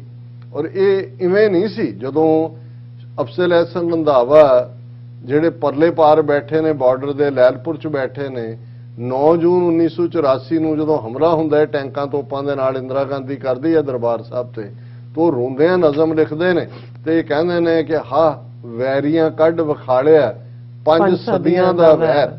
ਹੁਣ ਇੱਕ ਪਾਸੇ ਤਾਂ ਅੱਜ ਦੇ ਹਿੰਦੂ ਜਨੂਨੀ ਨੇ ਜਿਹਨਾਂ ਫੁੱਟ ਸੋਲਜਰ RSS ਦੇ ਜਿਨ੍ਹਾਂ ਦੀ ਟ੍ਰੇਨਿੰਗ ਹੇਟਰਡ 'ਚ ਹੋਈ ਹੈ, ਪਰ ਇਹ ਨਹਿਰੂ, ਪਟੇਲ ਔਰ ਇਹ ਡਾਕਟਰ ਰਾਜਿੰਦਰ ਪ੍ਰਸਾਦ, ਗਾਂਧੀ, ਇਹ ਬਹੁਤ ਸੋਫਿਸਟੀਕੇਟ ਬ੍ਰਾਹਮਣ ਔਰ ਸੋਫਿਸਟੀਕੇਟ ਬਾਣੀਏ ਜਿਹੜੇ ਸਮਝਦੇ ਸੀ ਕਿ ਸਿੱਖਾਂ ਦੇ ਹੁੰਦਿਆਂ ਇਹ ਦਿੱਲੀ ਦੇ ਵਿੱਚ ਆਰਾਮ ਨਾਲ ਰਾਜ ਨਹੀਂ ਕਰ ਸਕਦੇ। ਇਹਨਾਂ ਦੀ ਆਈਡੀਓਲੋਜੀ ਜਸਟਿਸ ਦੇ ਉੱਤੇ ਹੈ, ਇਹਨਾਂ ਦੀ ਹਿਸਟਰੀ ਸਾਨੂੰ ਬੌਣੇ ਬਣਾਉਂਦੀ ਹੈ ਕਿ ਵੀ ਅਸੀਂ 1000 ਸਾਲ ਜੁੱਤੀਆਂ ਖਾਧੀਆਂ, ਤੇ ਇਹਨਾਂ ਦੀ ਇੱਕ ਵੱਡੀ ਕੰਟਰੀਬਿਊਸ਼ਨ ਹੈ ਪਹਿਲਿਆਂ ਤੋਂ ਵੀ ਲਿਬਰੇਟ ਕਰਾਉਣ 'ਚ, ਮੁਗਲਾਂ ਤੋਂ, ਅੰਗਰੇਜ਼ਾਂ ਤੋਂ ਲਿਬਰੇਟ ਕਰਾਉਣ 'ਚ ਵੀ। ਤੇ ਫਿਰ ਜਿਹੜੀ ਉਹ ਅਮਰੀਕਨ ਇੱਕ ਐਕਸਪ੍ਰੈਸ਼ਨ ਹੈ ਕਿ benefactor is the most hated person. ਇਸਲਾਮ ਦੇ ਹਵਾਲੇ ਨਾਲ ਵੀ ਮੈਂ ਕਿਤੇ ਪੜ੍ਹ ਰਿਹਾ ਸੀ, ਹਜ਼ਰਤ ਅਲੀ, ਉਹਨਾਂ ਦਾ ਇਹ ਅਖਾਣ ਹੈ ਕਿ ਜਿਸ ਤੇ ਤੁਸੀਂ ਅਹਿਸਾਨ ਕੀਤਾ ਉਸ ਦੇ ਸ਼ਰ ਤੋਂ ਬਚੋ। ਬਿਲਕੁਲ। ਹੁਣ ਇਹੀ ਜ਼ਹਿਨੀਅਤ ਸੀ ਕਿ ਅਜੇ 40% ਸਿੱਖ ਕੌਮ ਬੇਘਰੀ ਹੋਈ ਹੈ, ਪਨਾਹਗੀਰ ਬਣ ਕੇ ਬੈਠੇ ਨੇ 15 ਅਗਸਤ ਦੀ ਉਸ ਡਿਵੀਜ਼ਨ ਤੋਂ ਬਾਅਦ। 1-2 ਲੱਖ ਜਿਹੜੀਆਂ ਨੇ ਉਹ ਮਾਰੇ ਗਏ ਨੇ, ਹਜ਼ਾਰਾਂ ਦੀ ਗਿਣਤੀ ਸਿੱਖ ਬੱਚੀਆਂ ਦੋਨੋਂ ਪਾਸੇ ਹੀ ਕਹਿਰ ਹੋਇਆ, ਉਹ ਉਧਾੜੀਆਂ ਗਈਆਂ ਨੇ। ਔਰ 10 ਅਕਤੂਬਰ 1947 ਨੂੰ ਪਹਿਲਾ ਸਰਕੂਲਰ ਹੋਮ ਮਿਨਿਸਟਰੀ ਦੇ ਆਰਡਰ ਦੇ ਥੱਲੇ, ਕਿਉਂਕਿ ਪਟੇਲ ਹੋਮ ਮਿਨਿਸਟਰ ਹੈ, ਨਹਿਰੂ ਪ੍ਰਾਈਮ ਮਿਨਿਸਟਰ ਹੈ ਔਰ ਚੰਦੂ ਲਾਲ ਤ੍ਰਿਵੇਦੀ ਪੰਜਾਬ ਦਾ ਗਵਰਨਰ ਹੈ, ਇਹ ਪੰਜਾਬ ਦੇ ਜਿਹੜੇ 13 ਜ਼ਿਲ੍ਹੇ ਬਚੇ ਸੀ ਉਹ ਸਾਰੇ ਤੋਂ ਬਾਅਦ ਡਿਵੀਜ਼ਨ ਤੋਂ ਜਿਹੜੇ ਈਸਟ ਪੰਜਾਬ ਬਣਿਆ, ਉਹਨਾਂ ਦੇ ਡਿਪਟੀ ਕਮਿਸ਼ਨਰਸ ਨੂੰ ਇਹ ਸਰਕੂਲਰ ਕੱਢਿਆ ਜਾਂਦਾ ਹੈ कि Sikhs are a criminal tribe and a menace to the law abiding Hindus के जराइम पेशा कबीला ने और कानून मनन वाले हिंदुओं के लिए ये खतरा ने। असी अक्सर गल करते और फिर तुसी नेहरू दी मौत तक 27 मई 1964 तक देखो ते तुहानू उहदियां लिखतां चों उहदे ये लफज के पंजाबी सूबा मेरी लाश ते बनेगा। जो असी 1 नवंबर की गल कर रहे हैं, 1 नवंबर 1956 का दिन है जिस दिन स्टेटां रीऑर्गेनाइज करने वाला कमीशन अपनी रिपोर्ट दिंदा है। उही दिन है जिस दिन जिहड़ी एक सिख मेजोरिटी स्टेट 47 तो बाद क्रिएट हुंदी है, Patiala and eastern Punjab states union PEPSU, उन्होंने तोड़ के पंजाब दे विच मिला दिता जाता है क्योंकि उत्थे पहली हुकूमत अकालियां दी बनदी है। और यही 1 नवंबर 1966 का दिन है जिस दिन पंजाब रीऑर्गेनाइजेशन एक्ट के थले मंग पंजाबी सूबे की सी, हरियाणा ते हिमाचल बना दिते जाते हैं 1 नवंबर 1966 को। और हरियाणे नूं बहुत सारे पंजाबी स्पीकिंग एरिए, पानिया के उत्ते उन्हां दा कंट्रोल, हिमाचल सब तो वड्डा सूबा बना दिता जाता है। और यही फिर 1 नवंबर 1984 है जदों कि भारत भर सिखां की नसलकुशी की जाती। जे तुसीं फिर टाइम लाइन देखो तो तुहानूं समझ आएगी कि ये पहले दिन ही सिख भुलेखे च सी, उन्होंने लगता सी कि वो एक सैकुलर भारत दे विच जा रहे हैं, लेकिन ये ब्रह्मनिकल ट्रैप सैकुलरिज्म के नाम थले उन्होंने ये ज़ाहिर सी कि किधर जा रहे हैं। और ये कली अकाली लीडरशिप शामिल नहीं है। मैं देखा, मैं क्या ट्रेटर पटियाला खानदान का आले तो अमरिंदर तक पटेल का जन्मदिन सी पिछले दिन, और उन्हें उहदे उत्ते उन्होंने ट्रिब्यूट दी है, उहदे थल्ले उन्हें पिक्चर लाई है अपने प्यो की यादविंदर की, क्योंकि 1/3 इंडिया 570 के करीब स्टेटां अंग्रेज़ों ने उन्होंने कहा सी भी तुसीं की करना है, इंडिया च जाना है, पाकिस्तान च जाना है, इस तो पहला आज़ाद होने की ऑप्शन भी सी। ते इहदा प्यो यादविंदर सिंह चैंबर ऑफ जिहड़े किंग्स सी जां प्रिंसिस सी, उहदा चांसलर सी, उन्हें सब तो पहला अपनी स्टेट जिहड़ी है वो इंडियन यूनियन च रलाई। और ये अज दा अमित शाह का कुत्ता हुण बन जा रहा अमरिंदर, वो ट्वीट कर रहा है, रिमेंबरिंग सरदार वल्लभ भाई Patel on his birth anniversary, proud that Patiala state was one of the first princely states to accede to the Indian Union, sharing a picture of my father Maharaja Yadvinder Singh Ji being sworn in as राज प्रमुख भाई सरदार। हुण किसी को भुलेखा नहीं, अपनी गद्दारियां का इतिहास दस रहा कि मैं ही नहीं तुहाडा कुत्ता, मेरे प्यो दी सर्विसिज देखो कि भाई उन्हें किवें सब तो पहला उन्हें अपनी स्टेट जिहड़ी है एक्सीड की सी।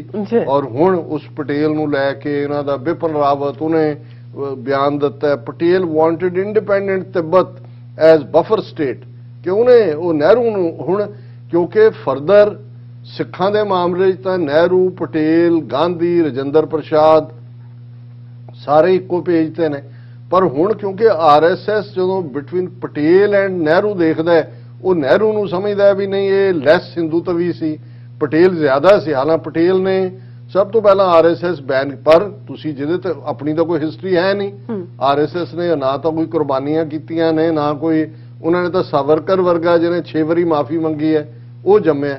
ਸੋ ਉਹ ਹੁਣ ਪਟੇਲ ਨੂੰ ਵੀ ਆਪਣੀ ਲੈਗੇਸੀ ਬਣਾਉਂਦੇ ਨੇ, ਔਰ ਉਸੇ ਥੱਲੇ ਹੀ ਇਹਨੇ ਮੋਦੀ ਨੇ ਚਾਈਨਾ ਤੋਂ ਬਣਵਾ ਕੇ ਜਿਹੜਾ ਸਟੈਚੂ ਆਫ ਲਿਬਰਟੀ ਦੇ ਲੈਵਲ ਦੇ ਉੱਤੇ statue of unity, true homage to Patel, ਉਹ ਜਿਹੜਾ ਗੁਜਰਾਤ 'ਚ ਖੜਾ ਕੀਤਾ ਜੀ, ਅਸੀਂ ਵੀ ਤੋਂ ਰੈਵਨਿਊ ਬਣਾਵਾਂਗੇ, ਦੂਸਰਾ ਕਰਾਂਗੇ।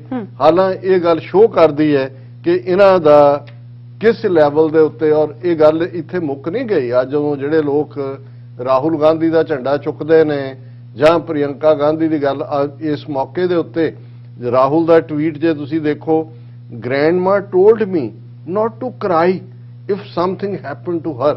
ਇਹ ਕਹਿੰਦੇ ਜੀ 31 ਅਕਤੂਬਰ ਨੂੰ ਜਦੋਂ ਚੱਲੀ ਸੀ ਸਵੇਰੇ, ਮਰਨ ਤੋਂ 2-3 ਘੰਟੇ ਪਹਿਲਾਂ ਹੀ ਉਹਨੇ ਮੈਨੂੰ recounting Indira Gandhi's assassination and funeral, Congress leader Rahul Gandhi said just hours before her death she told him not to cry if something happened to her। ਉਹਨੂੰ ਹੁਣ ਸੰਤ ਪ੍ਰੋਡਿਊਸ ਕਰ ਰਹੇ ਨੇ ਕਿ ਜਿਵੇਂ ਉਹਨੂੰ ਪਤਾ ਸੀ ਕਿ ਉਹਦੀ ਮੌਤ, ਉਹ 3-4 ਘੰਟੇ ਪਹਿਲਾਂ ਉਹਨੇ ਸੁੱਤੇ ਨੂੰ ਉਠਾਇਆ, 9:15 ਜਿਹੜੀ ਹੈ ਉਹਦਾ ਕੰਮ ਕਰਤਾ ਹੈ, ਇਹਨੂੰ ਉਠਾ ਕੇ ਉਹਨੇ ਕਿਹਾ ਤੂੰ ਰੋਈ ਨਾ ਮੈਨੂੰ ਜੇ ਹੁਣ ਕੁਝ ਹੋ ਗਿਆ।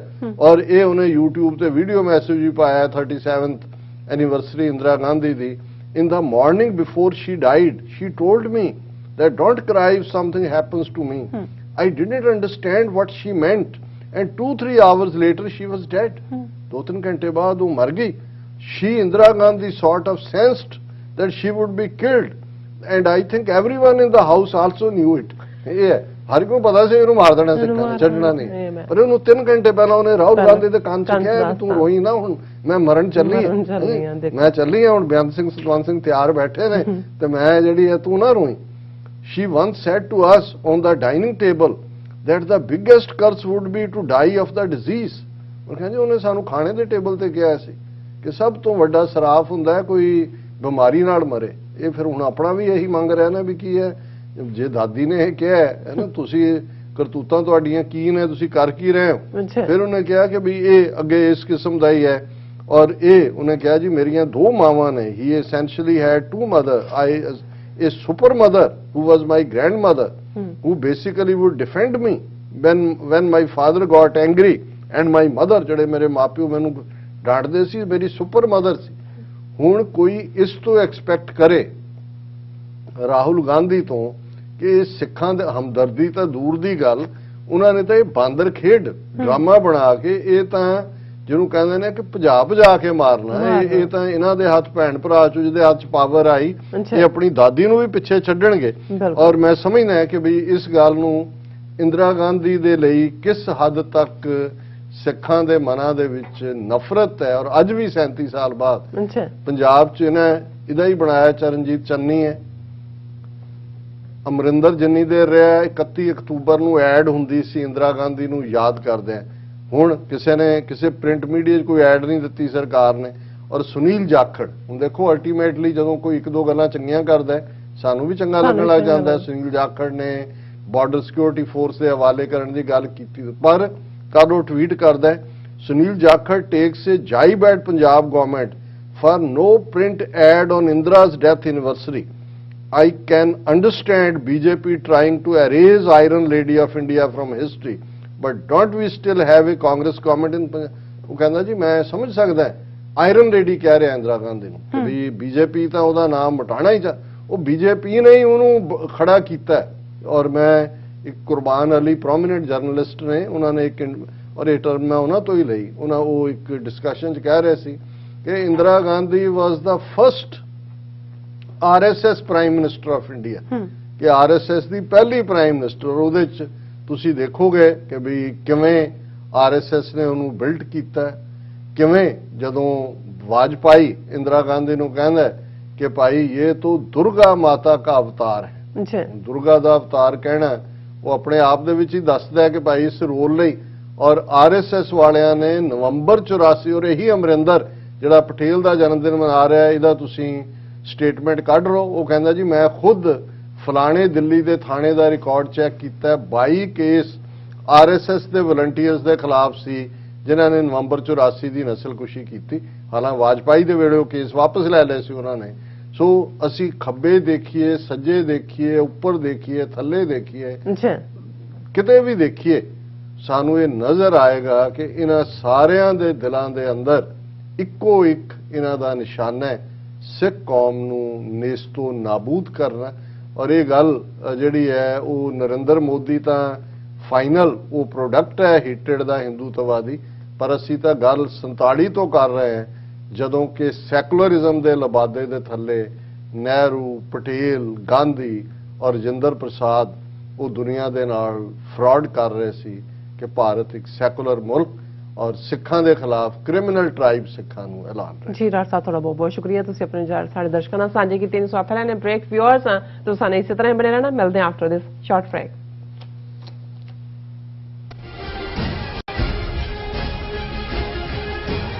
ਵਾਹਿਗੁਰੂ ਜੀ ਕਾ ਖਾਲਸਾ, ਵਾਹਿਗੁਰੂ ਜੀ ਕੀ ਫਤਿਹ। ਜਗਤ ਗੁਰੂ ਗੁਰੂ ਨਾਨਕ ਸਾਹਿਬ ਜੀ ਦਾ ਪ੍ਰਕਾਸ਼ ਦਿਹਾੜਾ 19 ਨਵੰਬਰ ਨੂੰ ਆ ਰਿਹਾ ਹੈ, ਜਿਸ ਦੇ ਸਬੰਧ ਵਿੱਚ 6 ਨਵੰਬਰ ਨੂੰ ਗੁਰਦੁਆਰਾ ਸੰਤ ਸਾਗਰ ਤੋਂ ਮਹਾਨ ਨਗਰ ਕੀਰਤਨ ਸਜਾਇਆ ਜਾ ਰਿਹਾ ਹੈ, ਜੋ ਕਿ ਨਗਰ ਕੀਰਤਨ ਗੁਰੂ ਗ੍ਰੰਥ ਸਾਹਿਬ ਦੀ ਛਤਰ ਛਾਇਆ ਥੱਲੇ ਪੰਜਾਂ ਪੈਰਾਂ ਦੀ ਗਵਾਹੀ ਵਿੱਚ, ਪੰਜਾਂ ਨਿਸ਼ਾਨੀਆਂ ਦੀ ਗਵਾਹੀ ਵਿੱਚ ਅਤੇ ਨਗਾਰਿਆਂ ਦੀ ਗੂੰਜ ਵਿੱਚ ਆਰੰਭ ਹੋਏਗਾ 11:30 ਵਜੇ, ਜੋ ਕਿ ਇਹ 3:45 ਵਜੇ ਸਮਾਪਤ ਹੋਏਗਾ।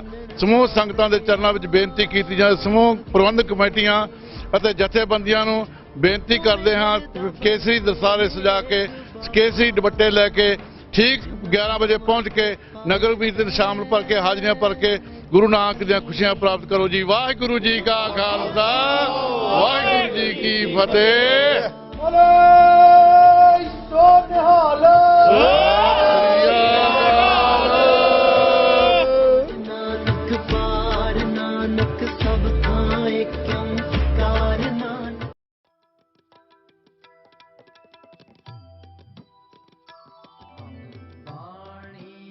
ਬਾਣੀ ਗੁਰੂ ਗੁਰੂ ਹੈ ਬਾਣੀ, ਵਿੱਚ ਬਾਣੀ ਅੰਮ੍ਰਿਤ ਸਾਰੇ। ਧੰਨ ਧੰਨ ਸਾਹਿਬ ਸ੍ਰੀ ਗੁਰੂ ਗ੍ਰੰਥ ਸਾਹਿਬ ਜੀ ਦੇ ਪ੍ਰਕਾਸ਼ ਪੁਰਬ ਦੇ ਸੰਬੰਧ ਵਿੱਚ 42ਵਾਂ ਮਹਾਨ ਨਗਰ ਕੀਰਤਨ 2468 ਟੇਰਾਬੀਨਾ ਰੋਡ, ਯੂਬਾ ਸਿਟੀ, ਕੈਲੀਫੋਰਨੀਆ ਵਿਖੇ ਕਰਵਾਇਆ ਜਾ ਰਿਹਾ ਹੈ। ਮਿਤੀ 5 ਨਵੰਬਰ ਦਿਨ ਸ਼ੁੱਕਰਵਾਰ ਸ੍ਰੀ ਅਖੰਡ ਪਾਠ ਸਾਹਿਬ ਆਰੰਭ ਹੋਣਗੇ। 6 ਨਵੰਬਰ ਦਿਨ ਸ਼ਨੀਵਾਰ ਸਵੇਰੇ 5:30 ਅੰਮ੍ਰਿਤ ਦਾ ਬਾਟਾ ਤਿਆਰ ਕੀਤਾ ਜਾਏਗਾ। ਸਵੇਰੇ 8 ਵਜੇ ਨਿਸ਼ਾਨ ਸਾਹਿਬ ਦੇ ਚੋਲੇ ਦੀ ਸੇਵਾ ਕੀਤੀ ਜਾਏਗੀ। 7 ਨਵੰਬਰ ਦਿਨ ਐਤਵਾਰ ਸਵੇਰੇ 9 ਵਜੇ ਮਹਾਨ Nagar Kirtan Sikh temple gurdwara Yuba city, California ਤੋਂ ਆਰੰਭ ਹੋਏਗਾ। ਇਸ ਪ੍ਰੋਗਰਾਮ ਦਾ ਸਾਰਾ ਲਾਈਵ TV 84 ਉੱਤੇ ਕੀਤਾ ਜਾਏਗਾ। ਆਪ ਸਭ ਸੰਗਤ ਨੂੰ ਬੇਨਤੀ ਹੈ ਕਿ ਇਸ ਨਗਰ ਕੀਰਤਨ ਵਿੱਚ ਹੁਮ-ਹੁਮਾ ਕੇ ਪਹੁੰਚੋ ਅਤੇ ਗੁਰੂ ਘਰ ਦੀਆਂ ਖੁਸ਼ੀਆਂ ਪ੍ਰਾਪਤ ਕਰੋ। ਵਾਹਿਗੁਰੂ ਜੀ ਕਾ ਖਾਲਸਾ, ਵਾਹਿਗੁਰੂ ਜੀ ਕੀ ਫਤਿਹ।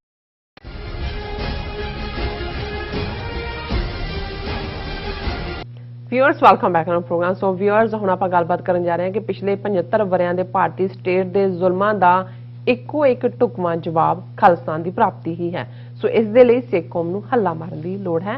ਸੋ ਇਸ ਬਾਰੇ ਆਪਾਂ ਗੱਲਬਾਤ ਕਰਨ ਜਾ ਰਹੇ ਹਾਂ। ਸੋ ਅਸੀਂ ਚਾਹਾਂਗੇ ਕਿ ਤੁਸੀਂ ਇਸੇ ਤਰ੍ਹਾਂ ਬਣੇ ਰਹਿਣਾ। ਦੇਖਣ ਸੁਣਨ ਲਈ ਐਂਡ ਲਿਖਣ ਲਈ ਤੁਹਾਡਾ ਸਭ ਦਾ ਬਹੁਤ ਬਹੁਤ ਸ਼ੁਕਰੀਆ ਜੀ। ਡਾਕਟਰ ਸਾਹਿਬ ਕੀ ਕਹਿਣਾ ਚਾਹੋਗੇ? ਦੇਖੋ, ਅੱਜ ਸਾਡੇ ਦੋਵੇਂ ਹੀ ਪਹਿਲੇ ਸੈਗਮੈਂਟ ਕਾਫੀ ਭਾਵੁਕ, ਜਜ਼ਬਾਤੀ ਰੌਂਚ ਵੀ ਨੇ, ਕਿਉਂਕਿ ਅਸੀਂ 37 ਵਰੇ ਪਹਿਲਾਂ ਦੇ ਉਹਨਾਂ ਦਿਨਾਂ ਨੂੰ ਯਾਦ ਕਰ ਰਹੇ ਹਾਂ। ਸਾਡੇ ਮਨ ਦੀਆਂ ਨਜ਼ਰਾਂ ਸਾਹਮਣੇ ਉਹੀ ਦਿੱਲੀ ਦੀਆਂ ਗਲੀਆਂ ਨੇ, ਉਹੀ ਕਾਨਪੁਰ, ਉਹੀ ਬੋਕਾਰੋ, ਉਹੀ ਭਾਰਤ ਭਰ ਦੇ ਵਿੱਚ ਸਟੇਟਲੈਸ ਸਿੱਖ ਕਿਵੇਂ ਸਟੇਟ ਸਪਾਂਸਰਡ ਨਸਲਕੁਸ਼ੀ ਦਾ ਸ਼ਿਕਾਰ ਹੋ ਰਹੇ ਨੇ। ਔਰ ਇਸ 'ਚ ਵੀ ਕੋਈ ਸ਼ੱਕ ਨਹੀਂ ਕਿ ਬਹੁਤ ਸਾਰੀਆਂ ਥਾਵਾਂ ਤੇ ਅਜੇ ਵੀ ਹੁਣ ਇਲੈਕਸ਼ਨਾਂ ਦਾ ਮੌਸਮ ਸ਼ੁਰੂ ਹੋਣ ਵਾਲਾ ਹੈ। ਪੰਜਾਬ ਹੋਏ, ਦੂਸਰੀਆਂ ਥਾਵਾਂ ਦੇ ਉੱਤੇ ਅਕਾਲੀ ਲੀਡਰਸ਼ਿਪ ਬਾਦਲਾਂ ਦੀ ਹੋਏ ਜਾਂ ਹੋਰ ਸਪਲਿੰਟਰ ਗਰੁੱਪ ਹੋਣ, ਇੱਕ ਦੋ ਨੂੰ ਛੱਡ ਕੇ ਜੇ ਅਸੀਂ ਸ਼੍ਰੋਮਣੀ ਅਕਾਲੀ ਦਲ ਅੰਮ੍ਰਿਤਸਰ ਦੀ ਗੱਲ ਕਰੀਏ, ਉਹ ਸਚਿਆਰਤਾ ਦੇ ਨਾਲ ਇਸ ਪਾਸੇ ਲੱਗੇ ਹੋਏ ਨੇ। ਔਰ ਅਸੀਂ 31 ਅਕਤੂਬਰ ਨੂੰ ਕੱਲ ਜਦੋਂ ਕਿ ਰਕਾਬਗੰਜ ਸਾਹਿਬ ਪ੍ਰੋਗਰਾਮ ਲਾਈਵ ਚੱਲਿਆ, TV 84 ਨੇ ਚਲਾਇਆ ਹੈ, ਸ਼੍ਰੋਮਣੀ ਅਕਾਲੀ ਦਲ ਅੰਮ੍ਰਿਤਸਰ ਵੱਲੋਂ ਸ਼ਹੀਦ ਬੇਅੰਤ ਸਿੰਘ ਦੀ ਯਾਦ 'ਚ, ਲੇਕਿਨ ਜਿਉਂ ਹੀ ਪਾਰਟੀ ਦੇ ਸਾਰੇ ਐਕਟਿਵਿਸਟ ਪੰਜਾਬ ਤੋਂ ਗਏ, ਹੋਰ ਵੀ ਰਿਪਰੈਜ਼ੈਂਟੇਟਿਵ ਹਰਿਆਣੇ ਤੋਂ ਵੀ, ਉਹ ਗੁਰਦੁਆਰਾ ਰਕਾਬਗੰਜ ਸਾਹਿਬ ਅਰਦਾਸ ਦੇ ਲਈ ਆਏ ਤੇ ਅਰਦਾਸ ਦੇ ਦੌਰਾਨ ਮਾਈਕ ਬੰਦ ਕਰ ਦਿੱਤਾ ਗਿਆ ਔਰ ਔਰਤਾਂ ਨੂੰ ਜਿਹੜੀਆਂ ਪਹਾੜੇ ਤੇ ਉਹਨਾਂ ਨੇ ਲਿਆਂਦੀਆਂ ਹੋਈਆਂ ਸੀ ਦਿੱਲੀ ਕਮੇਟੀ, ਮਨਜਿੰਦਰ ਸਿਰਸਾ, ਕੋਈ ਦਿੱਲੀ ਕਮੇਟੀ ਦਾ ਬੰਦਾ ਨੇੜੇ ਤੇੜੇ ਨਹੀਂ ਸੀ ਔਰ ਉਹਨਾਂ ਨੂੰ ਅੱਗੇ ਕਰ ਦਿੱਤਾ। ਉਹਨਾਂ ਨੇ ਰੌਲਾ ਰੂਲਾ ਪਾ ਕੇ ਕਿ ਜੀ ਸਾਡਾ ਕੀਰਤਨ ਦਾ ਟਾਈਮ ਫਲਾਣਾ, ਉਹਨਾਂ ਨੇ ਈਵਨ ਹੁਕਮਨਾਮਾ ਵੀ ਨਹੀਂ ਲੈਣ ਦਿੱਤਾ। ਹੁਣ ਇੱਕ ਪਾਸੇ ਤਾਂ ਇਹ ਵਰਤਾਰਾ ਹੈ ਔਰ ਅਸੀਂ ਐਪਰੀਸ਼ੀਏਟ ਕਰਦੇ ਹਾਂ ਸਾਡੀ TV 84 ਦੀ ਦਿੱਲੀ ਟੀਮ, ਉਹਨਾਂ ਨੇ ਜਿੱਥੇ ਫੰਕਸ਼ਨ ਨੂੰ ਕਵਰ ਕੀਤਾ ਉੱਥੇ ਉਹਨਾਂ ਨੇ ਇਸ ਮੌਕੇ ਦੇ ਉੱਤੇ ਸਰ ਸਿਮਰਨਜੀਤ ਸਿੰਘ ਮਾਨ, ਪ੍ਰੋਫੈਸਰ ਮਹਿੰਦਰਪਾਲ ਸਿੰਘ ਔਰ ਦੂਜੇ ਜਿੰਨੇ ਪ੍ਰੋਮੀਨੈਂਟ ਲੀਡਰ ਸੀ ਉਹਨਾਂ ਦੇ ਇੰਟਰਵਿਊ ਕੀਤੇ ਔਰ ਉਹ ਲਾਈਵ ਜਿਹੜਾ ਹੈ ਉਹ ਟੈਲੀਕਾਸਟ ਵੀ ਹੋਇਆ। ਹੁਣ ਇਹ ਵਰਤਾਰਾ ਇੱਕ ਪਾਸੇ, ਲੇਕਿਨ ਤੁਸੀਂ ਇਹ ਦੇਖੋਗੇ ਕਿ ਇਹੀ ਮਨਜਿੰਦਰ ਸਿਰਸਾ ਜਿਹੜਾ ਦਿੱਲੀ ਕਮੇਟੀ ਕੰਟਰੋਲ ਕਰਦਾ ਹੈ, ਇਹੀ ਬਾਦਲ ਐਂਡ ਕੰਪਨੀ ਜਿਹੜੇ ਜਗਦੀਸ਼ ਟਾਈਟਲਰ ਦੇ ਤਾਨੇ ਦੇ ਰਹੇ ਨੇ ਕਾਂਗਰਸ ਨੂੰ ਔਰ ਦੂਸਰੇ ਕਰ ਰਹੇ ਨੇ। ਹੁਣ ਨਵੰਬਰ 84 ਵਾਲਿਆਂ ਨਾਲ ਵੀ ਖਲੋ ਕੇ ਮਨਜਿੰਦਰ ਸਿਰਸਾ ਫੋਟੋਆਂ ਨੂੰ ਆ ਰਿਹਾ ਹੈ ਉਹਨਾਂ ਪੀੜਤਾਂ ਦੇ ਨਾਲ ਕਿ ਇਨਸਾਫ ਨਹੀਂ ਮਿਲਿਆ। ਲੇਕਿਨ ਇਹਨਾਂ ਦੀਆਂ ਆਪਣੀਆਂ ਕਰਤੂਤਾਂ ਕੀ ਨੇ, ਇਹ ਉਸੇ ਹਕੂਮਤ ਦੇ ਵਿੱਚ 50 ਸਾਲ ਤੋਂ, ਇਹ ਤਾਂ ਉਸ ਤੋਂ ਪਹਿਲਾਂ ਵੀ ਜਦੋਂ ਕਿ ਇਹ ਵਰਤਾਰਾ 37 ਸਾਲ ਪਹਿਲਾਂ ਵਾਪਰਦਾ ਹੈ, RSS ਦੀ ਕੱਛ 'ਚ ਵੜੇ ਹੋਏ ਸੀ। 5 ਵਾਰ ਬਾਦਲ ਪੰਜਾਬ ਦਾ ਚੀਫ ਮਿਨਿਸਟਰ ਰਿਹਾ, ਕਿੰਨੀ ਵਾਰ ਵਾਜਪਾਈ ਦੇ ਨਾਲ ਇਹਨਾਂ ਨੇ ਜੁਆਇੰਟ ਸਰਕਾਰ ਬਣਾਈ, ਮੋਦੀ ਦੇ ਨਾਲ ਜਿਹੜਾ 3 ਸਾਲ ਟੁਗੈਦਰ ਹੈ, ਕਿਸਾਨ ਕਾਨੂੰਨਾਂ ਦੇ ਡਰਾਮੇ ਥੱਲੇ ਬਾਹਰ ਨਿਕਲੇ। ਲੇਕਿਨ ਇਹਨਾਂ ਨੂੰ ਨਹੀਂ ਯਾਦ ਆਇਆ ਕਿ ਭਾਈ ਇਹਨਾਂ ਨੇ ਇਨਸਾਫ ਲੈਣਾ ਜਾਂ ਇਹ ਕੌਣ ਇਨਸਾਫ ਦੇਗਾ ਔਰ ਇਹ ਕਿਹਨੇ ਕਰਵਾਇਆ ਜਾਂ ਇਹਨਾਂ ਨੂੰ ਨਹੀਂ ਪਤਾ ਵੀ ਇਹ ਸਟੇਟ ਦੀਆਂ ਉਹੀ ਅਜੀਤ ਡੋਵਾਲ ਔਰ ਉਹੀ ਲੋਕ ਕੀ ਪਾਲਿਸੀਜ਼ ਨੇ ਇਹਨਾਂ ਦੀਆਂ ਔਰ ਇਹ ਕਿਵੇਂ ਜਿਹੜਾ ਦੁਸ਼ਮਣ ਨਾਲੋਂ ਵੀ ਅੱਗੇ ਮੋਰ ਲਾਇਲ ਦੈਨ ਦਾ ਕਿੰਗ। ਜਦੋਂ ਕੋਈ ਮੰਗ ਸਿੱਖਾਂ ਦੀ ਹੁੰਦੀ ਹੈ, ਬਾਹਰਲੇ ਸਿੱਖ ਕੋਈ ਗੱਲ ਕਰਦੇ ਨੇ ਤੇ ਇਹ ਕਿਵੇਂ ਪੰਜੇ ਝਾੜ ਕੇ ਮਗਰ ਪੈਂਦੇ ਨੇ ਕਿ ਜੀ ਇੱਥੋਂ ਵਾਲੇ ਖਾਲਿਸਤਾਨ ਨਹੀਂ ਚਾਹੁੰਦੇ, ਅਸੀਂ ਨਹੀਂ ਚਾਹੁੰਦੇ। ਆ ਹੁਣ ਇਹਨਾਂ ਦਾ ਇੱਕ ਟ੍ਰੇਟਰ ਜਿਹੜਾ ਸਾਡਾ ਟ੍ਰੇਟਰ, ਇਹਨਾਂ ਦਾ ਤਾਂ ਮੂੰਹ ਬੋਲਿਆ ਪੁੱਤਰ ਦਰਸ਼ਨ ਸਿੰਘ ਧਾਲੀਵਾਲ ਜਿਹੜਾ ਉੱਥੋਂ ਦਿੱਲੀ 에ਅਰਪੋਰਟ 5 ਘੰਟੇ ਬਿਠਾ ਕੇ ਵਾਪਸ ਭੇਜ ਦਿੱਤਾ ਹੈ। ਹੁਣ ਉੱਥੋਂ ਚੀਕਾਂ ਮਾਰ ਬਾਦਲ ਨੇ ਵੀ ਕਿਹਾ ਮੋਦੀ ਪਰਸਨਲੀ ਇੰਟਰਵੀਨ ਕਰੇ, ਇਹਨੂੰ ਸੱਦੇ, ਚਾਹ ਦੇ ਉੱਤੇ ਸੱਦੇ, ਫਲਾਣਾ ਢਿਮਕਾ। ਉਹ ਤਾਂ ਮੈਸੇਜ ਦੇ ਰਹੇ ਨੇ। ਨਵੰਬਰ 84 ਚ ਉਹਨਾਂ ਨੇ ਮਾਰਨ ਲੱਗਿਆ ਨਹੀਂ ਦੇਖਿਆ ਕਿ ਕੌਣ ਕਾਂਗਰਸੀ ਹੈ, ਕੌਣ ਅਕਾਲੀ ਹੈ, ਕੌਣ ਨਾਮਧਾਰੀ ਹੈ, ਕੌਣ ਕੀ ਹੈ। ਈਵਨ ਜਿਹਨੂੰ ਬੜਾ ਹੈ ਜਗਜੀਤ ਸਿੰਘ ਅਰੋੜਾ, ਬੰਗਲਾਦੇਸ਼ ਵਾਰ ਦਾ ਹੀਰੋ, ਇੰਨੇ ਹਜ਼ਾਰ POW ਲਏ, ਉਹਨੇ ਲੁੱਕ ਕੇ IK ਗੁਜਰਾਲ ਦੇ ਜਿਹੜਾ ਘਰ 'ਚ ਜਾਨ ਬਚਾਈ। ਖੁਸ਼ਵੰਤ ਸਿੰਘ, ਖੁਸ਼ਾਮਦ ਸਿੰਘ ਜਿਹੜਾ ਇੰਡੀਆ ਔਰ ਦੂਜਾ ਸਿੱਖਾਂ ਨੂੰ ਜਾਂ ਪਿੰਡਾਂ ਵਾਲਿਆਂ ਨੂੰ ਪ੍ਰੋਫਿਟ ਆਫ ਹੇਟਰਡ ਕਹਿੰਦਾ ਰਿਹਾ, ਉਹਨੇ ਜਿਹੜਾ ਸਵਿਸ ਐਂਬੈਸਡਰ ਦੇ ਘਰ 'ਚ ਲੁੱਕ ਕੇ ਜਾਨ ਬਚਾਈ। ਕਾਂਗਰਸ ਦਾ MP ਚਰਨਜੀਤ ਸਿੰਘ ਕੋਕਾ ਕੋਲਾ ਜਿਹਨੂੰ ਕਹਿੰਦੇ ਸੀ, ਉਹਦੀਆਂ ਫੈਕਟਰੀਆਂ ਸਾੜ ਦਿੱਤੀਆਂ, ਉਹਨੇ ਭੱਜ ਕੇ ਜਾਨ ਬਚਾਈ। ਮਨਮੋਹਨ ਸਿੰਘ ਜਿਹਦੀਆਂ ਕੁੜੀਆਂ ਹਿੰਦੂਆਂ ਨਾਲ ਵਿਆਹੀਆਂ ਨੇ, ਉਹਦਾ ਜਵਾਈ ਬਾਹਰ ਆ ਕੇ ਉਹਨੇ ਕਿਹਾ ਨਹੀਂ ਨਹੀਂ ਇਹ ਮੇਰਾ ਘਰ ਹੈ, ਅਸੀਂ ਹਿੰਦੂ ਹਾਂ, ਤੇ ਇਹਦਾ ਘਰ ਵਾਲੀ ਦਾ ਭਰਾ ਜਾਂ ਕੋਈ ਮਾਰਿਆ ਗਿਆ। ਹੁਣ ਕਿੰਨਿਆਂ ਕੁ ਦੇ ਨਾਂ ਲਏ ਜਾਣ ਨਾਮਧਾਰੀਆਂ ਦੇ ਉੱਤੇ। ਹਰਕਿਸ਼ਨ ਸੁਰਜੀਤ ਦਾੜੀ ਕੱਟਾ, ਕਾਮਰੇਡ ਪੱਕਾ ਨਾਸਤਕ, ਉਹ ਇੰਦਰਾ ਗਾਂਧੀ ਦੇ ਸੰਸਕਾਰ ਦੇ ਉੱਤੇ ਜਾਂ ਭੀੜ ਪਿੱਛੇ ਪੈਂਦੀ ਕੋਈ ਜੀਪ 'ਚ ਦੌੜਦਾ 3 ਦਿਨ, ਉਹ ਆਪਣੇ ਕਮਿਊਨਿਸਟਾਂ ਦੇ ਦਫ਼ਤਰ 'ਚ ਲੁਕਿਆ ਰਿਹਾ। ਸੋ ਮਤਲਬ ਜਿਨ੍ਹਾਂ ਨੇ ਇਹ ਸਾਰਾ ਪਾਰਟ ਦੇਖਿਆ, ਕੋਈ ਕਹਿ ਸਕਦਾ ਜੀ ਇਹ ਤਾਂ 37 ਸਾਲ ਪਹਿਲਾਂ, ਹੁਣ ਦੇਖ ਲਓ ਕੀ ਹੋਇਆ। 26 ਜਨਵਰੀ ਨੂੰ ਜਦੋਂ ਕਿਸਾਨਾਂ ਨੇ ਦਿੱਲੀ ਦੇ ਵਿੱਚ ਟਰੈਕਟਰ ਮਾਰਚ ਕੀਤਾ ਔਰ ਘਟਨਾਵਾਂ ਜਿਹੜੀਆਂ ਖੁਦ ਇਹਨਾਂ ਨੇ ਫੈਸਿਲਿਟੇਟ ਕੀਤੀਆਂ, ਤੇ ਕਿਵੇਂ ਜਿਹੜਾ ਸਾਰਾ ਭਾਰਤੀ ਮੀਡੀਆ ਲੋਕ ਨਫ਼ਰਤ ਨਾਲ ਔਰ ਆਲਮੋਸਟ ਉਸ ਕੰਢੇ ਆ ਗਏ ਔਰ ਉੱਥੋਂ ਵਾਲਿਆਂ ਨੇ ਕਿਹਾ ਸਾਨੂੰ ਲੱਗਾ ਕਿ ਨਵੰਬਰ 84 ਵਾਪਰਨ ਲੱਗਿਆ। ਹੁਣ ਇੱਕ ਪਾਸੇ ਇਸ ਕਿਸਮ ਦੀ ਵਲਨਰੇਬਿਲਿਟੀ ਹੈ। ਉਹੀ ਹਾਲ ਲਖੀਮਪੁਰ ਖੀਰੀ ਦੇ ਵਿੱਚ ਜਿੱਥੇ ਕਿਸਾਨਾਂ ਨੇ ਪ੍ਰੋਟੈਸਟ ਕੀਤਾ, ਉਹ ਗੁੰਡਾ ਅਜੇ ਮਿਸ਼ਰਾ ਜਿਹਨੂੰ ਕੱਲ ਅਮਿਤ ਸ਼ਾਹ ਹੁਣ UP ਦੇ ਦੌਰੇ ਤੇ ਚੜਿਆ ਹੋਇਆ, ਆਪਣੇ ਨਾਲ ਉਹਨੂੰ ਸਟੇਜ ਤੇ ਬਿਠਾਇਆ ਹੁੰਦਾ, ਉਹਦੇ ਮੁੰਡੇ ਨੇ ਕਿਵੇਂ 3 ਗੱਡੀਆਂ ਲਿਆ ਕੇ 4 ਕਿਸਾਨ ਔਰ 1 ਪੱਤਰਕਾਰ ਧਰੜ ਦਿੱਤੇ। ਇਹ ਤਰਲੇ ਕਰ ਰਹੇ ਨੇ ਜੀ ਕਿ ਅਸਤੀਫਾ ਦੇ ਫਲਾਣਾ, ਉਹਨੂੰ ਨਾਲ ਬਿਠਾ ਕੇ ਜਿਹੜਾ ਐਡਰੈਸ ਕਰ ਰਹੇ।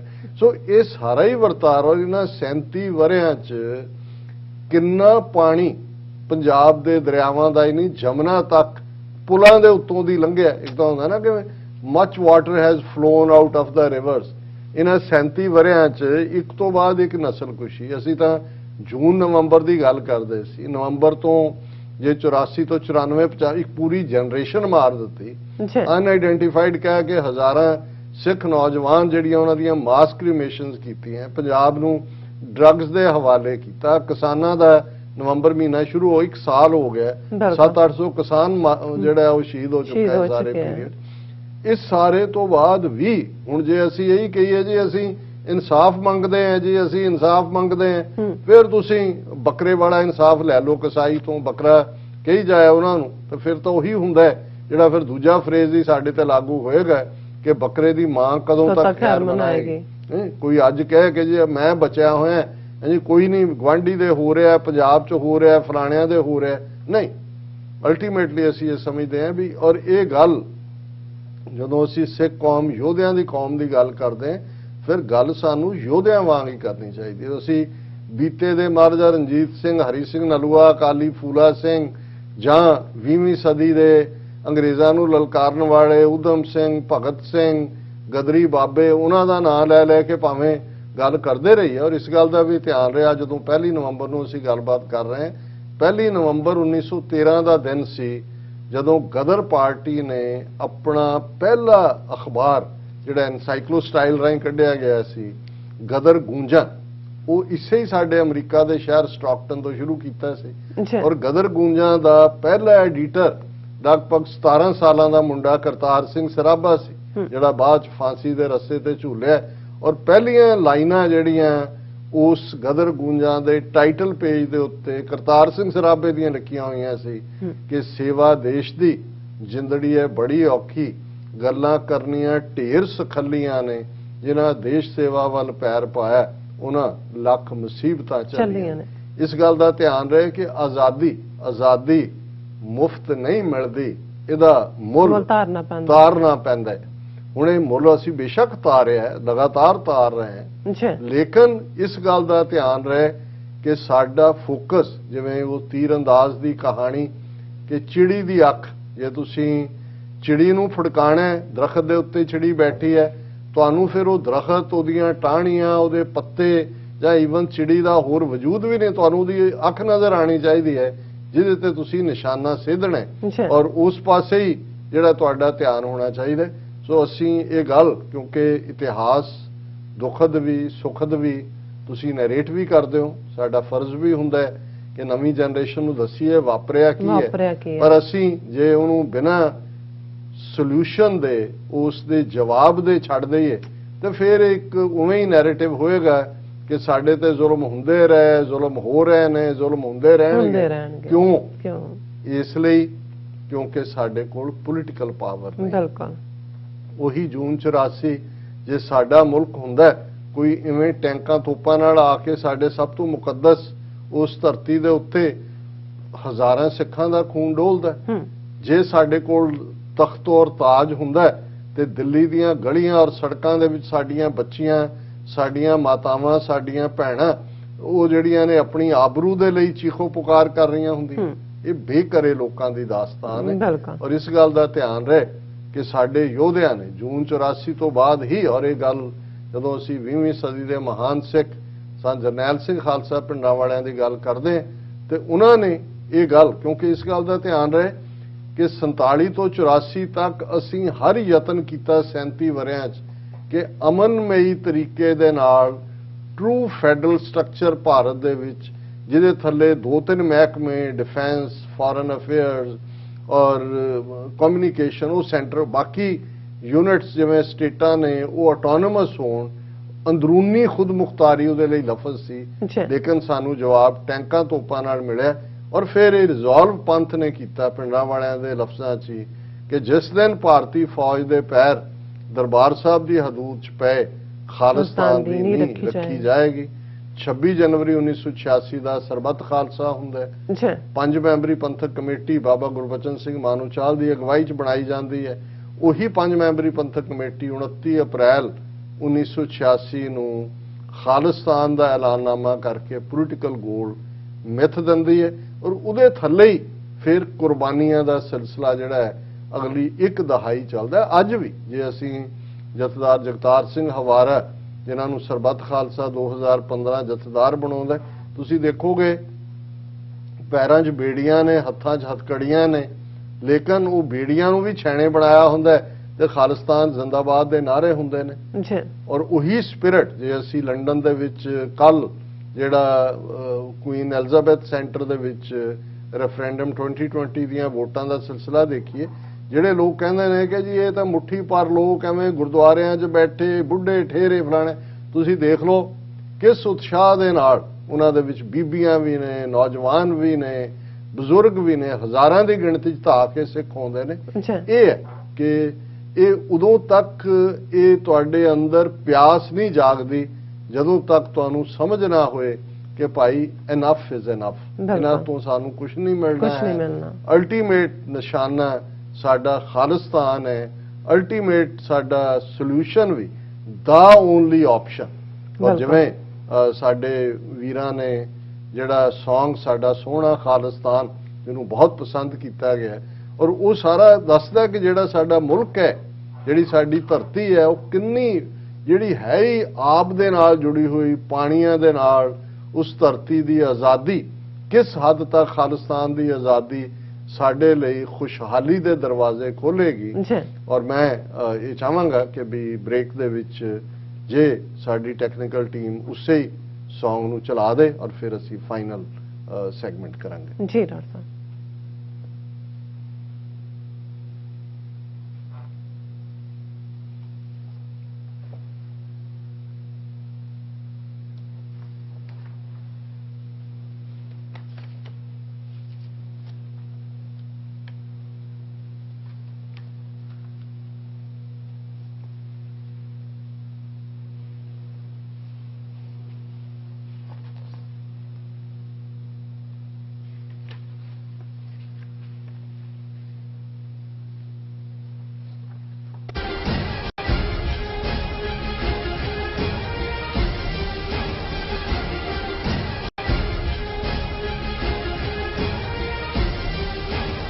ਵਾਹਿਗੁਰੂ ਜੀ ਕਾ ਖਾਲਸਾ, ਵਾਹਿਗੁਰੂ ਜੀ ਕੀ ਫਤਿਹ। ਜਗਤ ਗੁਰੂ ਗੁਰੂ ਨਾਨਕ ਸਾਹਿਬ ਜੀ ਦਾ ਪ੍ਰਕਾਸ਼ ਦਿਹਾੜਾ 19 ਨਵੰਬਰ ਨੂੰ ਆ ਰਿਹਾ ਹੈ, ਜਿਸ ਦੇ ਸੰਬੰਧ ਵਿੱਚ 6 ਨਵੰਬਰ ਨੂੰ ਗੁਰਦੁਆਰਾ ਸੰਤ ਸਾਗਰ ਤੋਂ ਮਹਾਨ ਨਗਰ ਕੀਰਤਨ ਸਜਾਇਆ ਜਾ ਰਿਹਾ ਹੈ, ਜੋ ਕਿ ਨਗਰ ਕੀਰਤਨ ਗੁਰੂ ਗ੍ਰੰਥ ਸਾਹਿਬ ਦੀ ਛਤਰ ਛਾਇਆ ਥੱਲੇ ਪੰਜਾਂ ਪੈਰਾਂ ਦੀ ਗਵਾਹੀ ਵਿੱਚ, ਪੰਜਾਂ ਨਿਸ਼ਾਨੀਆਂ ਦੀ ਗਵਾਹੀ ਵਿੱਚ ਅਤੇ ਨਗਾਰਿਆਂ ਦੀ ਗੂੰਜ ਵਿੱਚ ਆਰੰਭ ਹੋਏਗਾ 11:30 ਵਜੇ, ਜੋ ਕਿ ਇਹ 3:45 ਵਜੇ ਸਮਾਪਤ ਹੋਏਗਾ। ਸਮੂਹ ਸੰਗਤਾਂ ਦੇ ਚਰਨਾਂ ਵਿੱਚ ਬੇਨਤੀ ਕੀਤੀ ਜਾਂਦੀ, ਸਮੂਹ ਪ੍ਰਬੰਧਕ ਕਮੇਟੀਆਂ ਅਤੇ ਜਥੇਬੰਦੀਆਂ ਨੂੰ ਬੇਨਤੀ ਕਰਦੇ ਹਾਂ, ਕੇਸਰੀ ਦਸਤਾਰੇ ਸਜਾ ਕੇ, ਕੇਸਰੀ ਦੁਪੱਟੇ ਲੈ ਕੇ ਠੀਕ 11 ਵਜੇ ਪਹੁੰਚ ਕੇ ਨਗਰ ਕੀਰਤਨ ਸ਼ਾਮਲ ਭਰ ਕੇ, ਹਾਜ਼ਰੀਆਂ ਭਰ ਕੇ ਗੁਰੂ ਨਾਨਕ ਦੀਆਂ ਖੁਸ਼ੀਆਂ ਪ੍ਰਾਪਤ ਕਰੋ ਜੀ। ਵਾਹਿਗੁਰੂ ਜੀ ਕਾ ਖਾਲਸਾ, ਵਾਹਿਗੁਰੂ ਜੀ ਕੀ ਫਤਿਹ।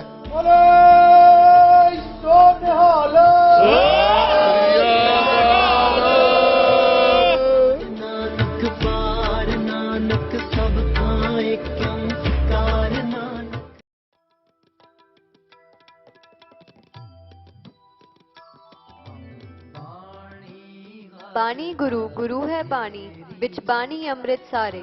ਧੰਨ ਧੰਨ ਸਾਹਿਬ ਸ੍ਰੀ ਗੁਰੂ ਗ੍ਰੰਥ ਸਾਹਿਬ ਜੀ ਦੇ ਪ੍ਰਕਾਸ਼ ਪੁਰਬ ਦੇ ਸੰਬੰਧ ਵਿੱਚ 42ਵਾਂ ਮਹਾਨ ਨਗਰ ਕੀਰਤਨ 2468 ਟੇਰਾਬੀਨਾ ਰੋਡ, ਯੂਬਾ ਸਿਟੀ, ਕੈਲੀਫੋਰਨੀਆ ਵਿਖੇ ਕਰਵਾਇਆ ਜਾ ਰਿਹਾ ਹੈ। ਮਿਤੀ 5 ਨਵੰਬਰ ਦਿਨ ਸ਼ੁੱਕਰਵਾਰ ਸ੍ਰੀ ਅਖੰਡ ਪਾਠ ਸਾਹਿਬ ਆਰੰਭ ਹੋਣਗੇ। 6 ਨਵੰਬਰ ਦਿਨ ਸ਼ਨੀਵਾਰ ਸਵੇਰੇ 5:30 ਅੰਮ੍ਰਿਤ ਦਾ ਬਾਟਾ ਤਿਆਰ ਕੀਤਾ ਜਾਏਗਾ। ਸਵੇਰੇ 8 ਵਜੇ ਨਿਸ਼ਾਨ ਸਾਹਿਬ ਦੇ ਚੋਲੇ ਦੀ ਸੇਵਾ ਕੀਤੀ ਜਾਏਗੀ। 7 ਨਵੰਬਰ ਦਿਨ ਐਤਵਾਰ ਸਵੇਰੇ 9 ਵਜੇ ਮਹਾਨ Nagar Kirtan Sikh temple gurdwara Yuba city, California ਤੋਂ ਆਰੰਭ ਹੋਏਗਾ। ਇਸ ਪ੍ਰੋਗਰਾਮ ਦਾ ਸਾਰਾ ਲਾਈਵ ਟੀਵੀ 84 ਉੱਤੇ ਕੀਤਾ ਜਾਏਗਾ। ਆਪ ਸਭ ਸੰਗਤ ਨੂੰ ਬੇਨਤੀ ਹੈ ਕਿ ਇਸ ਨਗਰ ਕੀਰਤਨ ਵਿੱਚ ਹੁਮ-ਹੁਮਾ ਕੇ ਪਹੁੰਚੋ ਅਤੇ ਗੁਰੂ ਘਰ ਦੀਆਂ ਖੁਸ਼ੀਆਂ ਪ੍ਰਾਪਤ ਕਰੋ। ਵਾਹਿਗੁਰੂ ਜੀ ਕਾ ਖਾਲਸਾ, ਵਾਹਿਗੁਰੂ। ਪੰਜਾਬ ਇੰਡੀਪੈਂਡੈਂਸ ਰੈਫਰੈਂਡਮ ਦੀਆਂ ਵੋਟਾਂ 31 ਅਕਤੂਬਰ ਨੂੰ ਲੰਡਨ ਤੋਂ ਪੈਣੀਆਂ ਸ਼ੁਰੂ ਹੋਣਗੀਆਂ। ਯੂਕੇ 'ਚ ਵਸਦੇ ਸਿੱਖਾਂ ਨੂੰ ਬੇਨਤੀ ਹੈ ਕਿ ਵੋਟਾਂ ਪਾਉਣ ਲਈ ਵਹੀਰਾਂ ਘੱਤ ਕੇ 31 ਅਕਤੂਬਰ ਨੂੰ ਲੰਡਨ ਪਹੁੰਚੋ। ਪੋਲਿੰਗ ਬੂਥਾਂ ਦੀਆਂ ਲੋਕੇਸ਼ਨ ਅਤੇ ਹੋਰ ਸ਼ਹਿਰਾਂ ਵਿੱਚ ਵੋਟਾਂ ਦੀਆਂ ਤਰੀਕਾਂ ਜਾਣਨ ਲਈ ਕਾਲ ਕਰ ਸਕਦੇ ਹੋ 07538089986 ਜਾਂ ਲੌਗਇਨ ਕਰ ਸਕਦੇ ਹੋ London number 4 khalistan.uk, London for khalistan.uk।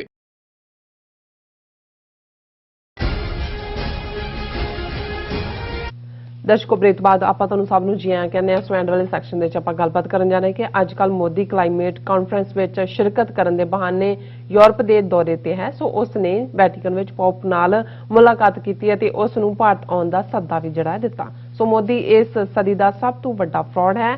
ਇੱਕ ਪਾਸੇ ਉਹ ਭਾਰਤ ਵਿੱਚ ਘੱਟ ਗਿਣਤੀ ਕੌਮਾਂ ਸਿੱਖਾਂ ਮੁਸਲਮਾਨਾਂ ਈਸਾਈਆਂ ਤੇ ਦਲਿਤਾਂ ਆਦੀਵਾਸੀਆਂ ਤੇ ਜ਼ੁਲਮ ਢਾ ਰਿਹਾ ਹੈ ਔਰ ਦੂਸਰੇ ਪਾਸੇ ਪੋਪ ਨੂੰ ਮਿਲਣ ਵਰਗੀਆਂ ਨੁਟੰਕੀਆਂ ਵੀ ਕਰ ਰਿਹਾ ਹੈ। ਸੋ ਇਸ ਬਾਰੇ ਆਪਾਂ ਗੱਲਬਾਤ ਕਰਨ ਜਾ ਰਹੇ ਹਾਂ। ਸੋ ਅਸੀਂ ਚਾਹਾਂਗੇ ਕਿ ਤੁਸੀਂ ਇਸੇ ਤਰ੍ਹਾਂ ਬਣੇ ਰਹਿਣਾ, ਦੇਖਣ ਸੁਣ ਲਈ ਐਂਡ ਲਿਖਣ ਲਈ ਤੁਹਾਡਾ ਸਭ ਦਾ ਬਹੁਤ ਬਹੁਤ ਸ਼ੁਕਰੀਆ। ਕੀ ਡਾਕਟਰ ਸਾਹਿਬ ਕੀ ਕਹਿਣਾ ਚਾਹੋਗੇ? ਦੇਖੋ, ਮੋਦੀ ਦੇ ਇਸ ਸਾਰੇ 2014 ਤੋਂ ਹੁਣ ਤੱਕ ਦੀ ਕਾਰਗੁਜ਼ਾਰੀ ਬਾਰੇ ਇੱਕ ਐਕਸਪਰਟ ਨੇ ਕਿਹਾ ਸੀ ਕਿ he is not a doer, he is an event manager. ਕਿ ਕਰਦਾ ਕਰਾਣਾ ਕੁਛ ਨਹੀਂ ਹੈ, ਉਹ ਤਾਂ ਜੁਮਲੇਬਾਜ਼ੀ ਹੈ, ਜੋ ਕਿ ਉਹ ਅਮਿਤ ਸ਼ਾਹ ਨੇ ਕਿਹਾ ਕਿ ਵੀ ਜੁਮਲੇਬਾਜ਼ੀ ਹੈ ਸੀ ਜੋ ਵੀ ਅਸੀਂ ਪ੍ਰੋਮਿਸ ਕਰਦੇ ਹਾਂ। ਪਰ ਉਹ ਹਰ ਮੌਕੇ ਨੂੰ ਇੱਕ ਇਵੈਂਟ ਦੇ ਤੌਰ ਤੇ, ਇੱਕ PR ਦੇ ਤੌਰ ਤੇ ਇਸ ਤਰੀਕੇ ਨਾਲ ਉਭਾਰਦੇ ਨੇ ਕਿ ਇੱਕ ਵੱਡਾ ਹਿੱਸਾ ਜਿਹੜਾ ਪ੍ਰੋਪੇਗੈਂਡੇ ਦੀ ਸਪੈਲ 'ਚ ਹੁੰਦਾ ਉਹ ਉਸ ਦਾ ਅਸਰ ਕਬੂਲ ਹੈ। ਬਿਲਕੁਲ। ਹੁਣ ਕਿੱਥੇ ਇੰਨੀ ਵੱਡੀ ਫੇਲਿਅਰ ਕਿ 40-45 ਲੱਖ ਲੋਕ ਮਰ ਜਾਂਦੇ ਨੇ ਕੋਵਿਡ-19 ਦੇ ਨਾਲ। ਆਕਸੀਜਨ ਦੀ ਕਿਸ ਹੱਦ ਤੱਕ ਕਮੀ, ਦਿੱਲੀ ਵਰਗੇ ਸ਼ਹਿਰ 'ਚ ਹਜ਼ਾਰਾਂ ਬਿਨਾਂ ਆਕਸੀਜਨ ਤੋਂ ਮਰਦੇ ਨੇ, ਲੇਕਿਨ ਉਹ ਕਹਿੰਦੇ ਨੇ ਜਿਸ ਕੋਈ ਰਿਪੋਰਟ ਹੀ ਨਹੀਂ ਆਈ ਸਟੇਟਾਂ ਦੀ ਕਿ ਬਿਨਾਂ ਆਕਸੀਜਨ ਤੋਂ ਮਰੇ। ਔਰ ਉਹ ਪੂਰੀ ਉਸ ਨੂੰ ਬਣਾ ਦਿੰਦੇ ਨੇ ਕਿ ਜੀ ਇੰਨੇ ਕਰੋੜ 100 ਕਰੋੜ ਨੂੰ ਅਸੀਂ ਜਿਹੜਾ ਉਹ ਕੋਵਿਡ-19 ਲਾਤਾ, ਉਹਦਾ ਮਹੋਤਸਵ, ਉਹਦੀ ਸੈਲੀਬ੍ਰੇਸ਼ਨ ਕਰੋ। ਉਹਦੀ ਹਰ ਰੋਜ਼ ਕੋਈ ਨਾ ਕੋਈ ਕਿਸੇ ਸੈਲੀਬ੍ਰੇਸ਼ਨ ਦੇ ਨਾਂ ਥੱਲੇ ਝੂਠ ਨੂੰ ਸੱਚ ਬਣਾਇਆ ਹੁੰਦਾ ਹੈ। ਇਹੀ ਹਾਲ ਆਦਿੱਤਿਆਨਾਥ ਯੋਗੀ, ਜਿਵੇਂ ਉਹਨੂੰ ਪ੍ਰੈਜ਼ੈਂਟ ਕੀਤਾ ਜਾ ਰਿਹਾ ਅਗਲੀਆਂ ਚੋਣਾਂ ਲਈ। ਔਰ ਜੇ ਕੋਈ ਗੱਲ ਕਹਿਣ ਦੀ ਕੋਸ਼ਿਸ਼ ਵੀ ਕਰਦਾ ਹੈ, ਹੁਣ ਮੁਲਾਇਮ ਸਿੰਘ ਯਾਦਵ ਦੇ ਮੁੰਡੇ ਨੇ ਜਿਹੜਾ ਇਹ ਗੱਲ ਕਈ ਪਿਛਲੇ ਦਿਨਾਂ 'ਚ ਕਿ ਭਾਈ ਇਹ ਐਜੂਕੇਸ਼ਨ ਕਿੰਨੀ ਇੰਪੋਰਟੈਂਟ ਹੈ, ਉਹਨੇ ਕਿਹਾ ਦੇਖੋ ਗਾਂਧੀ ਵੀ, ਨਹਿਰੂ ਵੀ, ਪਟੇਲ ਵੀ, ਜਿਨ੍ਹਾਂ ਵੀ ਇੰਗਲੈਂਡ ਦੇ ਉੱਥੋਂ ਹੀ ਪੜ੍ਹੇ ਸਾਰੇ ਜਿਹੜੇ ਨੇ ਲਾਅ ਕਰਕੇ ਆਏ, ਉਹਨਾਂ ਨੇ ਦੇਸ਼ ਦੀ ਆਜ਼ਾਦੀ 'ਚ ਜਿਹੜਾ ਉਹ ਕੰਟਰੀਬਿਊਟ, ਉਹਨੂੰ ਲੈ ਕੇ ਅਮਿਤ ਸ਼ਾਹ ਤੋਂ ਥੱਲੇ ਤੱਕ ਕਹਿ ਰਹੇ ਨੇ ਮਾਫੀ ਮੰਗੇ ਕਿ ਉਹਨਾਂ ਨੇ ਜਿਨ੍ਹਾਂ ਨੂੰ ਪਟੇਲ ਦੇ ਨਾਲ ਕੰਪੇਅਰ ਕਰਤਾ, ਦੇਸ਼ ਤੋੜਨ ਵਾਲੇ ਜਿਹੜੇ ਨੇ ਉਹ ਦੇਸ਼ ਬਣਾਉਣ ਵਾਲਿਆਂ ਦੇ ਨਾਲ। ਯਾਨੀ ਤੁਸੀਂ ਹਰ ਚੀਜ਼ ਦਾ ਫਾਇਦਾ ਚੁੱਕ ਰਹੇ ਹੋ। ਹੁਣ ਇਹਦੇ 'ਚ ਕੋਈ ਸ਼ੱਕ ਨਹੀਂ ਹੈ ਵੀ ਇੱਕ ਪਾਸੇ ਜੋ RSS ਦੇ ਗਰਾਊਂਡ ਲੈਵਲ ਤੇ ਵਰਕਰ, ਜਿਨ੍ਹਾਂ ਦੇ ਵਿੱਚ ਸਾਰੀਆਂ ਇਹਨਾਂ ਦੇ ਬਜਰੰਗ ਦਲ ਦੂਸਰੀਆਂ ਤਨਜ਼ੀਮਾਂ ਸ਼ਾਮਲ ਨੇ, ਉਹ ਕੀ ਕਰ ਰਹੇ ਨੇ ਕਿ ਉਹਨਾਂ ਨੇ ਈਸਾਈਆਂ ਦੇ, ਔਰ ਅਸੀਂ ਕੰਧਮਾਲ ਉੜੀਸਾ ਤੋਂ ਦੇਖਿਆ ਕਿਸ ਲੈਵਲ ਤੇ ਹਜ਼ਾਰਾਂ ਜਿਹੜੇ ਨੇ ਉਹ ਈਸਾਈ ਮਾਰੇ ਗਏ, ਜਿਹੜੇ ਗੈਂਗ ਰੇਪ ਨਨਸ ਦੇ ਨਾਲ ਹੋਏ, ਉਹਨਾਂ ਦੇ ਸਕੂਲਾਂ ਤੇ ਹਮਲੇ ਹੁੰਦੇ ਨੇ। ਅੱਜ ਭਾਰਤ ਦੇ ਵਿੱਚ ਖਾਸ ਤੌਰ ਤੇ ਜਿਹੜੇ ਯੂਪੀ, ਮੱਧ ਪ੍ਰਦੇਸ਼ ਔਰ ਦੂਸਰੀਆਂ ਸਟੇਟਾਂ, ਜੇ ਇਹ ਕੋਈ ਵੀ ਆਪਣੇ ਪਾਦਰੀ ਇਹਨਾਂ ਦੇ ਚੋਗਾ ਪਾ ਕੇ ਬਾਹਰ ਨਹੀਂ ਨਿਕਲ ਸਕਦੇ, ਉਹ ਲੁਕੇ ਹੀ ਹੁੰਦੇ ਨੇ ਔਰ ਲੁਕ ਛਿਪ ਕੇ ਕਰਦੇ ਨੇ। ਔਰ ਈਵਨ ਜਿਹੜੀਆਂ NGOs ਇਹਨਾਂ ਦੀਆਂ ਗਰੀਬਾਂ ਨੂੰ, ਟਰਾਈਬਲਸ ਨੂੰ ਫੂਡ ਔਰ ਦੂਸਰਾ ਦਿੰਦੀਆਂ ਸੀ, ਉਹ ਛੱਤੀਸਗੜ੍ਹ ਹੋਏ, ਝਾਰਖੰਡ ਹੋਏ, ਉਹ ਵੀ ਸਾਰੀਆਂ ਉਹਨਾਂ ਦੀ ਰੈਕਗਨੀਸ਼ਨ ਖਤਮ ਕੀਤੀ ਹੋਈ ਹੈ। ਔਰ ਪੁੱਜ ਕੇ ਈਸਾਈਆਂ ਨਾਲ ਮੁਸਲਮਾਨਾਂ ਪ੍ਰਤੀ ਕੀ ਹੁੰਦਾ, ਅਸੀਂ ਰੋਜ਼ਾਨਾ ਗੱਲ ਕਰਦੇ। ਕਸ਼ਮੀਰ ਦੇ ਹਵਾਲੇ ਨਾਲ ਤੁਸੀਂ ਦੇਖੋ, ਇੱਕ ਪਾਸੇ ਅਮਿਤ ਸ਼ਾਹ ਜਾ ਕੇ ਉੱਥੇ ਡਰਾਮੇਬਾਜ਼ੀ ਕਰਦਾ ਹੈ ਕਿ ਜੀ ਅਸੀਂ ਪਾਕਿਸਤਾਨ ਨਾਲ ਨਹੀਂ ਗੱਲਬਾਤ ਕਰਾਂਗੇ, ਅਸੀਂ ਕਸ਼ਮੀਰੀ ਨੌਜਵਾਨਾਂ ਦੇ ਨਾਲ ਜਿਹੜਾ ਉਹ ਗੱਲਬਾਤ ਕਰਨ ਆਏ। ਹੁਣ ਆਗਰੇ ਦੇ ਵਿੱਚ 3-4 ਕਸ਼ਮੀਰੀ ਨੌਜਵਾਨ ਜਿਨ੍ਹਾਂ ਦੇ ਉੱਤੇ ਝੂਠਾ ਉਹਨਾਂ ਦੇ ਇੰਸਟੀਚਿਊਟ ਕਹਿ ਰਹੀ ਹੈ ਕਿ ਭਾਈ ਉਹਨਾਂ ਨੇ ਕੋਈ ਨਾਅਰੇਬਾਜ਼ੀ ਨਹੀਂ ਕੀਤੀ, ਕੋਈ ਉਹਨਾਂ ਨੇ ਸੈਲੀਬ੍ਰੇਟ ਨਹੀਂ ਕੀਤਾ, ਉਹਨਾਂ ਤੇ ਦੇਸ਼ ਧਰੋਹ ਦਾ ਕੇਸ ਰਜਿਸਟਰ ਹੁੰਦਾ ਹੈ। ਔਰ ਆਗਰਾ ਦੀ ਬਾਰ ਇੰਸਟੀਚਿਊਟ, ਬਾਰ ਐਸੋਸੀਏਸ਼ਨ ਜਿਹਦੇ 'ਚ ਵਕੀਲਾਂ ਦੀ ਬਾਡੀ ਹੈ, ਉਹ ਫੈਸਲਾ ਕਰਦੀ ਹੈ ਵੀ ਇਹਨਾਂ ਦਾ ਕੋਈ ਵੀ ਕੇਸ ਨਹੀਂ ਲੜੇਗਾ। ਜੇ ਟੈਕਨੀਕਲ ਟੀਮ ਕੋਲ ਵਕਤ ਹੈਗਾ ਤਾਂ ਪਿਕਚਰ ਹੋਏਗੀ ਉਹਨਾਂ ਦੇ ਪੇਰੈਂਟਸ ਦੀ। ਹੁਣ ਉਹ ਤਿੰਨੋਂ ਚਾਰੋਂ ਸਟੂਡੈਂਟਸ, ਉਹਨਾਂ ਦੇ ਪੇਰੈਂਟਸ ਵਿਚਾਰੇ ਗਮਗੀਨ ਕਸ਼ਮੀਰ ਦੇ ਵਿੱਚ ਬੈਠੇ ਹੋਏ ਨੇ ਇਸ ਦੇ ਥੱਲੇ ਕਿ ਵੀ ਅਸੀਂ ਕੀ ਕਰੀਏ। ਤਰਲੇ ਕਰ ਰਿਹਾ ਉਮਰ ਅਬਦੁੱਲਾ, ਮਹਿਬੂਬਾ ਮੁਫਤੀ ਕਿ ਭਾਈ ਮੋਦੀ ਇੰਟਰਵੀਨ ਕਰੇ, ਤੁਸੀਂ ਉਹਨਾਂ ਨੂੰ ਜਿਹੜਾ ਝੂਠੇ ਕੇਸਾਂ 'ਚ ਫਸਾਇਆ। Justice Deepak Kumar supreme court ਦਾ, ਉਹ ਕਹਿ ਰਿਹਾ ਉਹਦੇ ਨਾਲ ਕਰਨ ਥਾਪਰ ਨਾਲ ਕਿ ਇਹ ਬਣਦਾ ਹੀ ਨਹੀਂ ਸੈਡੀਸ਼ਨ ਕੇ, ਈਵਨ ਕੀਤਾ ਵੀ ਹੋਏ, ਕ੍ਰਿਕਟ ਹੈ, ਖੇਡ ਹੈ, ਜੇ ਕੋਈ ਕਿਸੇ ਦਾ ਹਾਲਾਂ ਕੇਸ ਵੀ ਝੂਠਾ ਸਾਰਾ। ਸੋ ਇਸ ਸਭ ਦੇ ਚੱਲਦੇ ਆ ਜਦੋਂ ਕਿ ਔਰ ਕਿਸਾਨਾਂ ਦੇ ਹਵਾਲੇ ਨਾਲ ਕੀ ਹੋ ਰਿਹਾ, ਸਿੱਖਾਂ ਨਾਲ ਕੀ ਹੋ ਰਿਹਾ, ਉਹ ਅਸੀਂ ਪਿਛਲੇ ਸੈਗਮੈਂਟ 'ਚ ਵੀ ਗੱਲ ਕਰਕੇ ਹਟੇ ਆ। ਸੋ ਇਹ ਬਿੱਲਾ ਰੰਗਾ ਦੀ ਜੋੜੀ ਦਾ ਇਹ ਵੱਡਾ ਬਿੱਲਾ ਕਾਤਲ ਹਜ਼ਾਰਾਂ ਮੁਸਲਮਾਨਾਂ ਦੇ ਖੂਨ ਨਾਲ ਜਿਸ ਨੇ ਦੇ ਹੱਥ ਜਿਹੜੇ ਨੇ ਉਹ ਨੇ ਭਿੱਜੇ ਹੋਏ, ਉਹ ਪਹੁੰਚ ਜਾਂਦਾ ਹੈ ਕਲਾਈਮੇਟ ਸਮਿਟ 'ਚ, ਜਿਹੜਾ ਗਲਾਸਗੋ 'ਚ ਜਾਣ ਤੋਂ ਪਹਿਲਾਂ ਆਪਣਾ ਟ੍ਰਿਪ ਇਟਲੀ ਦੇ ਵਿੱਚ ਵੀ ਔਰ ਡਰਾਮੇਬਾਜ਼ੀ ਰੋਮ ਦੇ ਵਿੱਚ ਉਹੀ 2-4 ਪੱਗਾਂ ਵਾਲੇ ਲਿਆ ਕੇ ਵੀ ਖੜੇ ਕਰ ਦਿੱਤੇ ਜਾਂਦੇ ਨੇ ਨਾਲ ਕਿ ਜੀ ਹੀ ਮੈਟ ਵਿਦ ਦਾ ਇੰਡੀਅਨ, ਉਹ ਦੱਸਣ ਦੇ ਲਈ ਕਿ ਦੇਖੋ ਸਿੱਖ ਬਾਹਰਲੇ, ਕਿਉਂਕਿ ਸਿੱਖਾਂ ਦੀ ਪਾਵਰ, ਖਾਲਿਸਤਾਨ ਦੀ ਪਾਵਰ ਡਾਇਸਪੋਰਾ 'ਚ ਹੈ। ਸੋ ਉੱਥੇ ਇਹਨਾਂ ਦੇ ਇਵੈਂਟ ਮੈਨੇਜਮੈਂਟ 'ਚ 2-4 ਜਿਹੜੇ ਰੈਂਟਾ ਸਿੱਖ ਨੇ ਉਹ ਜ਼ਰੂਰੀ ਹੁੰਦੇ ਨੇ ਇਹਨਾਂ ਦੇ ਉਸ ਇਕੱਠ 'ਚ ਹੋਣੇ। ਫਿਰ ਇਹਨਾਂ ਨੂੰ ਇਹ, ਕਿਉਂਕਿ ਇਸ ਵੇਲੇ ਇਮੇਜ ਉਹਦਾ ਇੰਨੀ ਬੈਸ਼ਿੰਗ ਲੈ ਰਿਹਾ ਇੰਡੀਆ ਦਾ, ਦੁਨੀਆ US ਸਰਫ ਦੀ ਰਿਪੋਰਟ ਤੁਸੀਂ ਦੇਖ ਲਓ, ਬਾਕੀਆਂ ਦੀ ਦੇਖ ਲਓ। ਸੋ ਇਹ ਦੱਸਣ ਦੇ ਲਈ ਕਿ ਜੀ ਨਹੀਂ ਅਸੀਂ ਤਾਂ ਬੜੇ ਹਾਂ, ਉਹ ਪਹਿਲਾਂ ਹੀ ਅਰੇਂਜ ਕੀਤਾ ਹੋਇਆ ਜੀ ਪੋਪ ਨੂੰ ਮਿਲਣਾ ਮੋਦੀ ਨੇ। ਹੁਣ ਜਿਹੜੀ ਟ੍ਰੈਡੀਸ਼ਨ ਹੈ ਵੈਟੀਕਨ ਦੀ, ਪੋਪ ਨੂੰ ਜਿਹੜੀ ਵੀ ਕੋਈ ਮੀਟਿੰਗ ਕੈਜੂਅਲ ਹੁੰਦੀ ਪਹਿਲਾਂ ਏਜੰਡਾ ਸੈੱਟ ਨਹੀਂ ਕੀਤਾ ਹੁੰਦਾ, ਔਰ ਇਹ ਜਿਹੜਾ ਮਿਲਣ ਚਲੇ ਜਾਂਦਾ ਇਹਦੇ ਨਾਲ ਅਜੀਤ ਡੋਵਲ ਵੀ ਹੈ, ਸ਼੍ਰਿੰਗਲਾ ਵੀ ਹੈ, ਫਲਾਣੇ ਢਮਕੇ ਵੀ ਹੈ। ਔਰ ਫਿਰ ਉਹ ਕਹਿੰਦੇ ਨੇ ਜੀ ਮੀਟਿੰਗ ਦਾ ਜਿਹੜੀ ਆ ਉਹ 20 ਮਿੰਟ ਦੀ ਸੀ, ਉਹ 1 ਘੰਟਾ ਚੱਲੀ। ਔਰ ਦਰਸ਼ਕ ਦੇਖ ਸਕਦੇ ਨੇ ਕਿ ਭਾਈ ਕਿਵੇਂ ਬਾਂਦਰ ਦੀ ਤਰ੍ਹਾਂ ਉਹਨੂੰ ਝਪਟ ਕੇ ਜਿਹੜਾ ਆਪਣੇ ਗਲ ਦੇ ਨਾਲ ਲਾ ਰਿਹਾ, ਔਰ ਉਸ ਸਾਰੇ ਦੇ ਵਿੱਚ ਉਹ ਕਹਿ ਰਿਹਾ ਜੀ ਉਹਨੇ ਇਨਵਾਈਟ ਕੀਤਾ ਪੋਪ ਨੂੰ ਕਿ ਇੰਡੀਆ ਆਏ। ਹੁਣ ਇਹਨਾਂ ਨੂੰ ਲੋਕਾਂ ਨੂੰ ਵੀ ਭੁੱਲ ਜਾਂਦਾ ਹੈ, ਇਤਿਹਾਸ ਵੀ ਭੁੱਲਿਆ ਹੁੰਦਾ ਹੈ ਕਿ ਭਾਈ ਲਾਸਟ ਟਾਈਮ ਵਾਜਪਾਈ ਦੇ ਵੇਲੇ ਆਇਆ, ਕਿਵੇਂ ਬੀਜੇਪੀ ਦੇ ਪ੍ਰੋਟੈਸਟ ਹੋਏ, ਸੁਸ਼ਮਾ ਸਵਰਾਜ ਦੀਆਂ ਉਸ ਪੀਰੀਅਡ ਦੀਆਂ ਤੁਸੀਂ ਕੱਢ ਲਓ ਕਿ ਭਾਈ ਇਹ, ਲੇਕਿਨ ਇਹ ਸਿਰਫ PR ਹੈ, ਕਦੋਂ ਉਹਨੇ ਆਣਾ ਕਦੋਂ ਨਹੀਂ ਆਣਾ, ਕਦੋਂ, ਹੁਣ ਤੁਸੀਂ ਬਿਆਨ ਹੀ ਦੇਣਾ। ਹੁਣ ਉਹ ਕਲਾਈਮੇਟ ਸਮਿਟ ਦੇ ਵਿੱਚ ਮੋਦੀ ਕਹਿ ਰਿਹਾ ਹੈ 2070 ਤੱਕ, ਆਈ ਐਮ ਪ੍ਰੋਮਿਸਿੰਗ ਹੀਅਰ, ਮੈਂ ਇੱਥੇ ਇਕਰਾਰ ਕਰਦਾ 2070 ਤੱਕ ਭਾਰਤ ਦੇ ਵਿੱਚ ਅਸੀਂ ਜਿਹੜੀ ਕਾਰਬਨ ਐਮਿਸ਼ਨ ਹੈ ਉਹ ਬਿਲਕੁਲ ਖਤਮ ਕਰ ਦਿਆਂਗੇ। 2000 ਉਹ ਤੁਸੀਂ ਤਾਂ ਸਾਹਮਣੇ ਕੀਤੇ ਨੂੰ ਜਿਹੜਾ ਇਕਰਾਰ ਦੁਬਾਰਾ ਲੋਕਾਂ ਨੂੰ ਫੇਸ ਕਰਨਾ ਹੈ, ਉਹ ਜੁਮਲਾ 2070 ਤੱਕ ਤਾਂ ਤੇਰਾ ਭਾਰਤ ਨਾਂ ਦਾ ਮੁਲਕ ਹੀ ਕੋਈ ਨਹੀਂ ਰਹਿਣਾ। ਜਿਸ ਕਿਸਮ ਦੀਆਂ ਤੁਹਾਡੀਆਂ ਕਰਤੂਤਾਂ ਨੇ, ਇਹ ਤਾਂ ਖਰਬੂਜ਼ੇ ਦੀਆਂ ਫਾੜੀਆਂ ਵਾਂਗ ਇਹਨੇ ਜਾਣਾ ਹੀ ਜਾਣਾ, ਜੋ ਹਾਲ ਸੋਵੀਅਤ ਯੂਨੀਅਨ ਦਾ, ਜੋ ਯੂਗੋਸਲਾਵੀਆ ਦਾ। ਪਰ ਉੱਥੇ ਕਹਿ ਰਿਹਾ India is the only country which is making this commitment ਕਿ 2070 ਤੱਕ ਜਿਹੜਾ ਹੈ ਸਾਡੀ ਕਾਰਬਨ ਐਮਿਸ਼ਨ ਜਿਹੜੀ ਹੈ ਬਿਲਕੁਲ ਖਤਮ ਹੋ। ਦੁਨੀਆ ਦੇ ਚੌਥਾ ਪੰਜਵਾਂ ਸਭ ਤੋਂ ਗੰਦਾ ਕੋਲ ਜਿਹੜਾ ਮੈਕਸਿਮਮ ਕਾਰਬਨ ਮੋਨੋਆਕਸਾਈਡ ਛੱਡਦਾ ਉਹ ਇੰਡੀਆ ਦੇ ਵਿੱਚ ਹੈ। ਉਹਨੂੰ ਈਵਨ ਜਿਹੜੇ ਅੱਗੇ ਪਲਾਂਟ ਕੁਝ ਸੀ ਜਿਹੜੇ ਵਾਸ਼ ਐਂਡ ਯੂਜ਼ ਸੀ, ਜਿਹਦੇ ਥੱਲੇ ਘਟ ਜਾਂਦਾ ਉਹਦਾ ਕੰਟੈਂਟ, ਉਹ ਵੀ ਇਹਨਾਂ ਦੀ ਹਕੂਮਤ ਨੇ ਉਹ ਆਰਡਰ ਵਾਪਸ ਲੈ ਲਏ ਵਾਸ਼ ਵਾਲੇ, ਔਰ ਉਹ ਗੰਦ ਪਾ ਰਹੇ ਨੇ ਐਟਮੋਸਫੀਅਰ ਦੇ ਅੰਦਰ। ਉੱਥੇ ਇਹ ਕਰ ਰਿਹਾ ਤੇ ਇੱਥੇ ਪੋਪ ਨੂੰ ਜਿਹੜਾ ਉਹ ਗਲਵਕੜੀ ਚ ਲੈ ਕੇ ਕਹਿ ਰਿਹਾ ਕਿ ਜੀ ਭਾਰਤ ਆ, ਤੇਰੇ ਆਏ ਬਿਨਾਂ ਤਾਂ ਸਾਡਾ ਜਿਹੜਾ ਹਾਂ ਸਾਡੀਆਂ ਬਾਹਾਂ ਆਕੜੀਆਂ ਹੋਈਆਂ। ਸੋ ਜਦੋਂ ਅਸੀਂ ਇਹ ਕਹਿੰਦੇ ਕਿ ਭਾਈ ਇਹ ਚੀਜ਼ ਜੋਕ ਆਫ ਦਾ ਸੈਂਚਰੀ ਹੈ, ਤੇ ਜੇ ਅਸੀਂ ਇਹ ਕਹੀਏ ਕਿ ਫਰਾਡ ਆਫ ਦਾ ਸੈਂਚਰੀ ਹੈ, ਹੁਣ ਦੁਨੀਆ ਤਾਂ ਉਹੀ, ਇਹਦੇ 'ਚ ਵੀ ਕੋਈ ਸ਼ੱਕ ਨਹੀਂ ਹੈ ਕਿ ਸਿਆਸਤਦਾਨ ਦੁਨੀਆ ਦੇ ਲਗਭਗ ਸਾਰੇ ਪਾਸੇ ਇੱਕੋ ਜਿਹੇ ਹੀ ਹੋਏ ਨੇ, ਘਟੀਆ ਜਿਹੇ ਲੋਕ, ਮਿਜਟਸ, ਬੌਣੇ, ਜਿਨ੍ਹਾਂ ਦੇ ਨਾਲ ਵਾਹ, ਉਹ ਬੋਰਿਸ ਜੌਨਸਨ ਹੋਏ, ਉਹ ਇਹ ਮੋਦੀ ਹੋਏ, ਦੂਸਰੇ ਇਸ ਨਸਲ ਦੇ ਲੋਕ ਜਿਹੜੇ ਨੇ, ਉਹਨਾਂ ਤੋਂ ਕੀ ਤਵੱਕੋ ਹੈ। ਪਰ ਇਹ ਕਿਸ ਹੱਦ ਤੱਕ ਜਾ ਕੇ ਹੁਣ ਨਾਲ ਦੀ ਨਾਲ ਉਹਨਾਂ ਦਾ ਜਿਹੜਾ ਇਕੱਲਾ ਇਹ ਨਹੀਂ ਹੈ ਵੀ ਉਹ ਮਿਲਿਆ, ਔਰ ਬੀਜੇਪੀ ਨੇ ਇਸ ਦੇ ਉੱਤੇ ਜਿਹੜਾ ਟਵੀਟ ਕਰਕੇ ਕਿਹਾ ਕਿ ਜੀ ਦੇਖੋ ਇਹ ਤਾਂ ਸਾਡੀ ਪਾਲਿਸੀ ਹੈ ਕਿ ਅਸੀਂ ਜਿਹੜਾ ਮੋਦੀ ਜੀ ਸਾਰਿਆਂ ਨੂੰ ਹੀ ਜਿਹੜੇ ਨੇ ਆਲ ਇਨਕਲੂਸਿਵ, ਸਭ ਦਾ ਵਿਕਾਸ, ਸਭ ਦਾ ਫਲਾਣਾ, ਔਰ ਉਹਨੂੰ ਜਸਟੀਫਾਈ ਕੀਤਾ ਕਿ ਮੋਦੀ ਨੇ ਇਹ ਮਿਲ ਕੇ ਬਹੁਤ ਚੰਗਾ ਕੀਤਾ ਹੈ, ਔਰ ਇਹ ਮੈਸੇਜ ਦਿੱਤਾ ਹੈ ਭਾਰਤ ਦੇ ਈਸਾਈਆਂ ਨੂੰ ਕਿ ਭਾਈ ਤੁਸੀਂ ਵੀ ਭਾਰਤ ਦਾ ਉਨਾ ਹੀ ਹਿੱਸਾ ਹੋ ਜਿੰਨਾ ਭਾਰਤ ਦੇ ਹਿੰਦੂ। ਮਤਲਬ ਇੱਕਦਮ ਇੱਥੇ ਮੁਲਾਕਾਤ ਹੁੰਦੀ ਹੈ, ਉੱਥੇ ਉਹਨਾਂ ਦੇ ਉਹ ਜਿਹੜੇ ਨੇ ਇਸ ਕਿਸਮ ਦੇ ਟਵੀਟ ਆਉਂਦੇ ਨੇ। ਸੋ ਇਹ ਜਿਹੜਾ ਹੈ ਫਰਾਡ ਆਫ ਦਾ ਸੈਂਚਰੀ, ਜੇ ਇਹ ਈਵਨ ਪੋਪ ਨਾਲ ਮੁਲਾਕਾਤ ਔਰ ਇਨਵੀਟੇਸ਼ਨ ਟੂ ਇੰਡੀਆ ਨੂੰ। ਜੀ ਰਾਜ ਸਾਹਿਬ, ਤੁਹਾਡਾ ਬਹੁਤ ਬਹੁਤ ਸ਼ੁਕਰੀਆ, ਤੁਸੀਂ ਆਪਣੇ ਵਿਚਾਰ ਸਾਡੇ ਦਰਸ਼ਕਾਂ ਨਾਲ ਸਾਂਝੇ ਕੀਤੇ ਨੇ। ਸੋ ਇਸ ਤਰ੍ਹਾਂ ਆਪਣੇ ਵਿਊਅਰਸ ਕੋਲ ਨੇ ਇਜਾਜ਼ਤ। ਵਿਊਅਰਸ, ਸਾਡੇ ਪ੍ਰੋਗਰਾਮ ਦਾ ਸਮਾਂ ਇੱਥੇ ਸਮਾਪਤ ਹੁੰਦਾ। ਤੁਸੀਂ ਆਪਣੀ ਰਾਏ ਤੇ ਸੁਝਾਅ ਸਾਨੂੰ ਭੇਜਣਾ ਭੁੱਲਣਾ ਸਾਡੇ ਇਸ ਪਤੇ ਤੇ sos@tv84.tv ਤੇ। ਅਸੀਂ ਆਪਣਾ ਪ੍ਰੋਗਰਾਮ ਲੈ ਕੇ ਫਿਰ ਦੁਬਾਰਾ ਤੁਹਾਡੇ ਸਨਮੁਖ ਹੋਵਾਂਗੇ। ਤਦ ਤੱਕ ਲਈ ਮੈਨੂੰ ਤੇ ਆਪਣਾ ਸੁਣਾ ਗਿਆ ਦਿਓ। ਦੇਖਦੇ ਰਹੋ TV84। ਬੁਲਾ ਦਿਓ ਫਤਿਹ। ਵਾਹਿਗੁਰੂ ਜੀ ਕਾ ਖਾਲਸਾ, ਵਾਹਿਗੁਰੂ ਜੀ ਕੀ ਫਤਿਹ। ਰੱਬ ਰਾਖਾ।